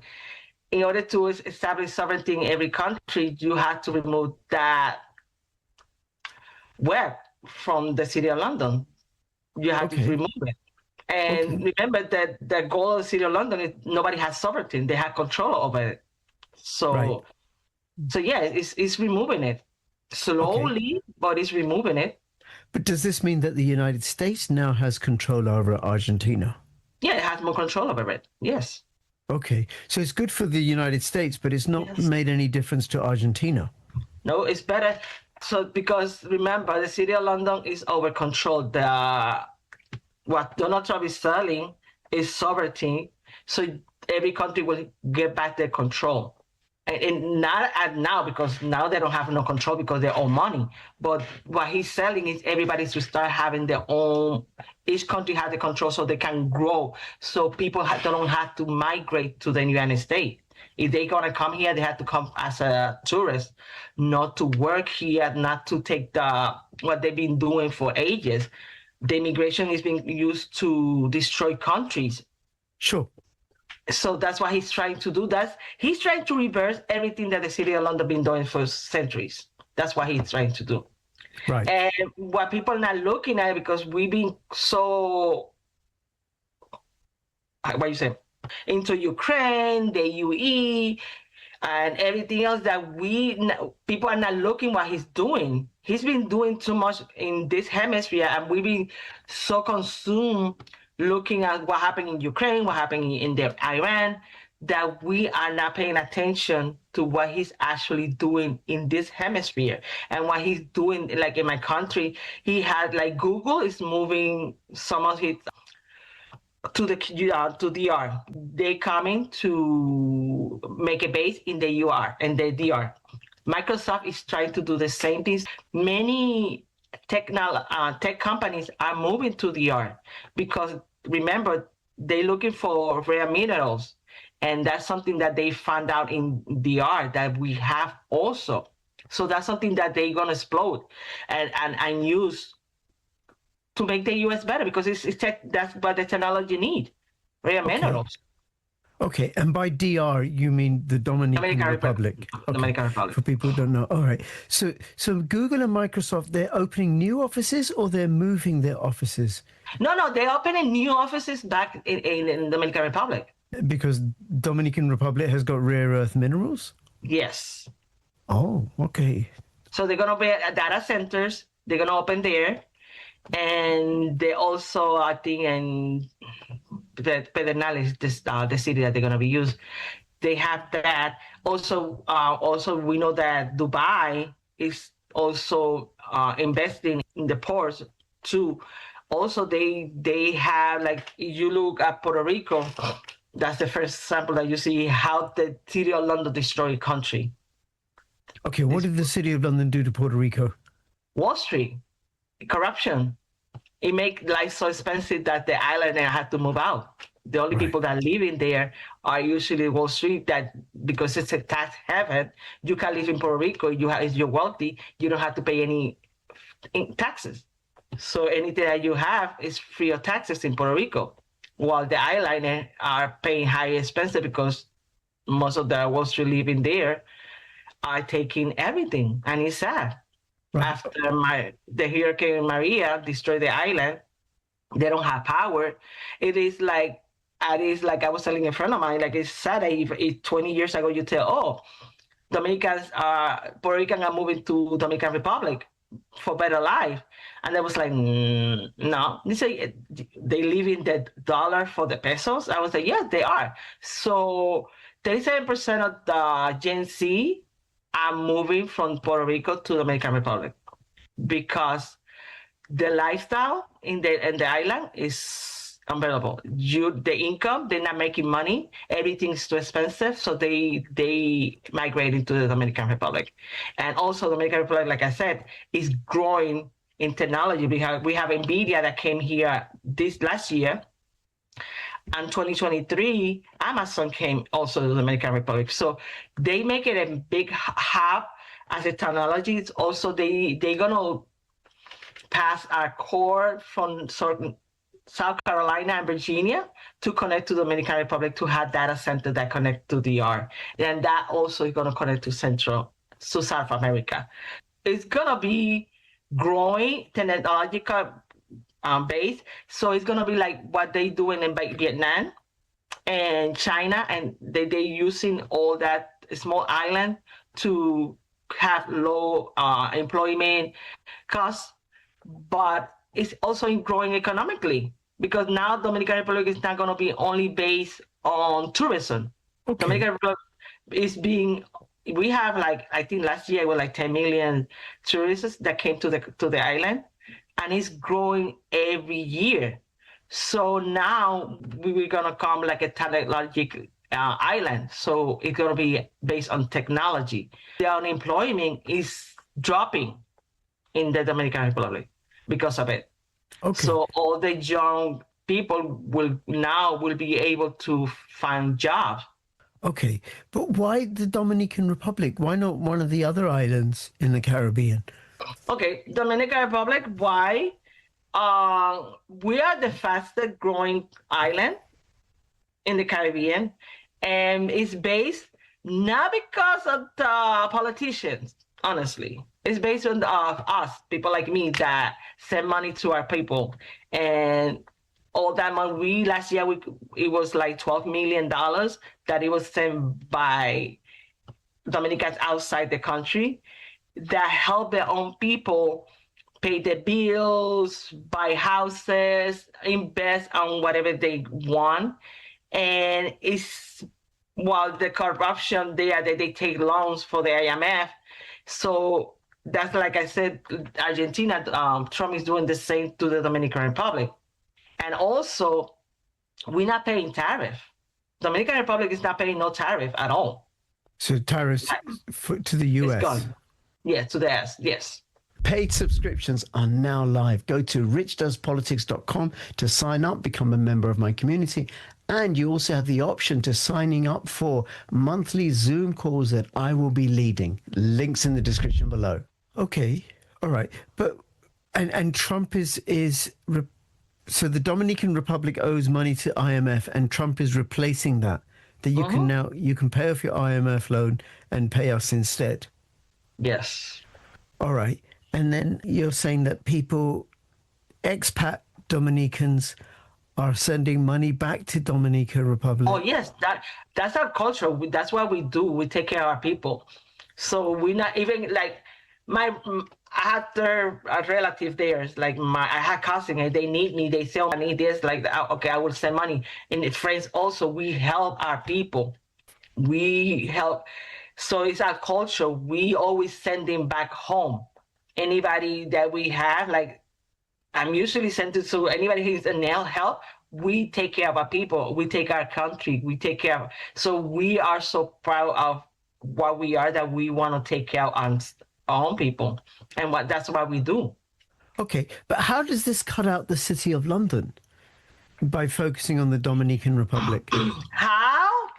First of all, technology, the bank is taking the money. He's asking because he wants her to explain it. He gets it. Yeah, but she's not answering the questions totally accurately. All right, so what's your answer? So in order to explain what he's doing in South America, you have to understand what happened in Ukraine in 2013. Do you remember Yanukovych? Oh, yes. Okay. He was offered a $1.5 billion IMF loan guarantee. Mm-hmm. And at the last minute, he turned it down, saying he didn't want the strings attached. That's when Putin stepped in, right? Well, he ended up going to Russia. Putin didn't step in. He said, we don't want the strings attached. Yep. What is he talking about? He's talking about Brussels, the sticky power, right? Right. So the loan guarantee would have come through City of London. That's the funding vehicle, right? The funding pipeline. Right. But what they're talking about is these IMF loans were used to force countries to bend the knee. Right. So if you understand that, what happened in Argentina is Trump did a currency swap so that what they owed the IMF, now they owe the U.S. And by the way, Argentina's already paid that off. Yep. By the way, they no longer owe that money, but it removed the strings that the IMF had gripped them with. Another country he did the same thing with was Brazil. And what he did there is he went after Moraes. You know, the corrupt Supreme Court guy. Oh, yes. So he went after Moraes. Now, in Puerto Rico, she's right. Mostly Wall Street moved in. They had tax incentives. A lot of the locals had to move out because they couldn't afford to live there. Mm-hmm. But Trump has stepped in there as well. And he's forcing deportations. He's forcing a rebalance in trade. I mean, he's done a lot, but because of their unique status as a territory of the U.S., he had to take a little bit of a different approach, which he's done. Yep. But you can keep going down the list because what he's been doing in Dominican Republic, by the way, they do face tariffs. It's that 10% Section 122 tariff. They do have a tariff.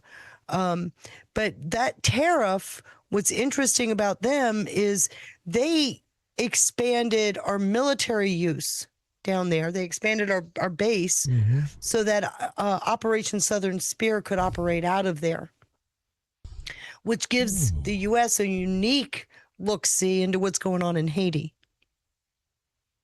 Oh, that makes sense. Yes. Interesting. Jax asks, how did the U.S. get the debt from the IMF for these countries? They didn't get the debt. We turned around and we said to Argentina, how much do you owe the IMF? $20 billion. If we give you the $20 billion, you're out from under the IMF. So they paid off the IMF with what we gave them, and then they paid back the U.S., and it was just a standard loan agreement. They've already paid it back. So instead of owing the IMF, now they owe, and that's where the tariff comes in. That's where Dominican Republic is on a standard Section 122 tariff. Okay. She's got that kind of backwards, but Dominican Republic has done. There's more to the Dominican Republic. There's been some pretty aggressive activity to rebalance trade there. So. And of course we got them to expand our military base down there so that we could use it for Operation Southern Spear, but it also, because they are subject to the 10% tariff, we also have a trade hold over them. Oh, okay. All right. So there's a lot he's been doing down there, and it's been focused on grabbing the Western Hemisphere from the grips of the globalists. So it's more than City of London, by the way. Why was the Caribbean gripped by the City of London? Because that's one of the shadow banking centers. Yes. So where's your money? Think about where your money is safe. Right. Every single one of those locations. What's the one? The Bahamas? That's another? Bahamas, you got the BVI, you've got, there's 3 down there, I think, but there's been this, remember what the shadow banking system did? If you recall, when I showed you that, I showed you the map around the world where they set up these offshore banking centers because they had no restrictions. There was no regulations. Right. So it became what is known as the shadow bank, which ended up very quickly being leveraged by illicit activity. That the City of London looked beyond because they too were benefiting from it. Okay. Well, that certainly helps, that 40,000-foot view. I hope that helps everybody. There's so much more I could have played on that one, but in the interest of time, I got to get your take on this, because I think this is very interesting what Catherine Herridge is highlighting here. She says, now, because I've asked myself this question too, like, why where did she get fired from again? Fox. She got fired from Fox? Or was it CBS by then? I think she was with CBS. Never mind. She was with CBS. So the question that she has, going independent, competing with mainstream media and getting results. This is really interesting because I think this also lends to the larger picture, the bigger picture, and the sea change and the reach that you get when you decide to go independent and opt out of mainstream. Also, think the reach that, outlets like establishments like CBS or CNN or MS Now, think about, this will help understand their reach, I would argue, as well. And not just that. So 3 points here. Then there's getting results as a result of the journalism and going independent. I'm telling you, you're going to find this fascinating. Check this out. 2 years ago, one of my big questions is whether my investigative reporting would still have an impact. Could I have an impact if I didn't have a big legacy brand behind me like CBS News? I can tell you that I think the impact of independent journalism can be more far-reaching and even faster than I ever imagined. We had a case, we were dealing with the widow. She lost her husband through a directed energy attack and the complications that followed. And she was struggling to get paperwork for tax season. Within 10 minutes of posting her story, the head of the federal government's management service, OPM, responded and stepped up, saying that he would help. And within a couple of days, the matter was resolved. I never saw that kind of immediacy when I was at a big network like CBS. And also that ability to reach decision makers. You never know on social who's following you. It could be the president of the United States, the head of a big federal agency. And if they're not following you, some of the people who do may send your reporting to them and they decide to act. So I've just seen a total acceleration when it comes to accountability and getting a response from big bureaucracies. Oh, really? So you know what she's talking about, right? I think I do, yes. First of all, let's put Catherine Heritage in the right bucket. The reason why she's successful as an independent journalist, like Cheryl Atkinson and a few others, is because they're honest brokers. 100%. People trust their reporting. They have pierced the veil, if you will. Mm-hmm. They're obviously being watched, but they're getting results. What they're telling you, what she just said to you, is the veil that was created by mainstream media is lifted when you go independent. So in other words, mainstream media was preventing response, not the agency. Now that said, the agency probably liked it that way back in the day. Now we're in a transparent government. That's a big difference. What does transparency do? It increases faith and trust.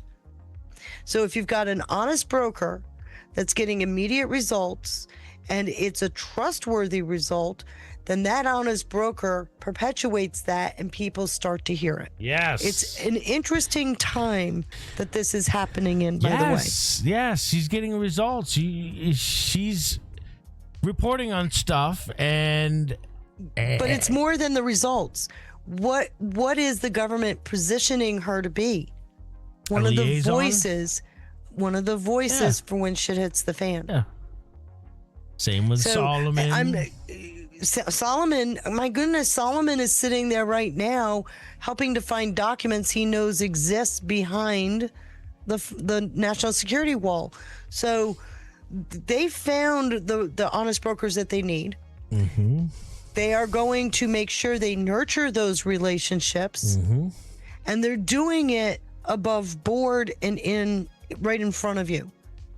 So when stuff starts to happen, are you going to go to Catherine Heritage? Yes. Or are you going to go to CBS or CNN? You see where I'm going? Yes, of course. They are literally making mainstream media impotent. Then it's great. It is great. It is. So I'm just saying, she said a lot in that little piece, but the timing is what is fascinating to me. Mm-hmm. Yeah, it's all it's all happening at this particular time, and I keep mentioning this notion of restoring trust and faith in government, and I think it's overlooked because it just it's not popular. It's not popular to have trust and faith in government. Well, you're not supposed to. I mean, we've been disheartened. I find this happening right now, well in time before the elections, to be quite fascinating because we already know who we're going to go listen to. Right. And it's interesting. Well, it should because there's no doubt elections. about her. There's no doubt. Well, it's not just between two elections. whatever she talks about in the next 2 months will be something that's on our minds come November. Yep. So that's right. having her in a position to be receiving responses and being amazed by them, and I do think that was genuine because it's something new she hasn't seen. She reported on MK Ultra and the Havana syndrome thing months ago. And then we're seeing hearings about... She's also been reporting on the gatekeepers within government. She's been reporting on some of the shenanigans going on. I mean, she's done some phenomenal reporting. And she's going to continue doing some where she's going to get that trusted interview with trusted sources. Well, you just saw it happen in real time from an agency, right? Yeah. Where we were fixing the problem. Yep. And all she did was put a post out there. Now, I don't know if I were to put a post out there if I would get a similar response, but it is interesting to me that we are seeing that start up where we're the citizen, because what is an independent reporter but just a regular Joe citizen, even though she's popular, has quite a following. I'm just saying we're looking at the apparatchik of what used to keep us in the dark be made more and more impotent. I think this is fantastic. Lifting. Yes. I think this is great. Yes. And now I wait for Catherine Heritage to report about what Bill Pulte's doing. Oh, that's going to be such a day. There's look, lifting the veil, and that's what this is all about. And she's doing a great job at it. Yeah, but look at there's several of them. Like I mentioned, Cheryl Atkinson. She's one of the first CBS. She's great. She was one of the first CBS victims. Remember, she recorded the CIA inside her computer changing her keystrokes. Yep. Oh, yes. And remember that? I forgot all about it until now, but I don't think Lara Logan gets enough credit. No, I do think she gets credit, but I don't think she gets enough credit. I think we can't get past the fact that she exposes herself. Oh, shout out to High Boob. She went through a rough one. Boy, I know, and my heart breaks for her for what she went through. Yeah, and coming out on the other side of it. But it was General Cece that saved her. Her last one was the screwworm, bioweapon, and the cartels. But she puts one out quite often as well. But Catherine Herridge, every Thursday, she's has releasing some kind of a dig. Yep. So I'm going to play the rest of that. But Feisty, I don't want to keep you any longer. Thank you for joining. If there was a message, I'm being told to go to bed. If there was a message you wanted everyone to take from tonight's show, what would that message be? Oh, things are going so well. I mean, I can't be more excited. I'm seeing so many things come together that it's like, it's just amazing. What a time to be alive, right? Understated. I wish I were 20 years younger so I could play in this new world for a little longer, but but it is fantastic. I am very excited about what I'm seeing. There are sea changes happening, and in the last 3 weeks now, 4 weeks, it's just been exponential, and I couldn't be more pleased. So you don't think we're gonna get a break or a lull this summer? You think things are gonna heat up? No. Yeah. I think things are going to steadily heat up. Well, it's already looking like it. I mean, how do you tease the stuff you've teased and then make us wait until after November? Oh my God. It's all coming to fruition right now. It's all coming around. Right now. So, well, thank you again. So thank you everybody for listening to me pontificate. That was wonderful. I'll talk to you all later. Thank you for dropping her links out there in the chat too, Marissa. Oh, thank you, Marissa. All right. Good night, everybody. Good night, love. Talk to you soon. All right. Bye. Bye.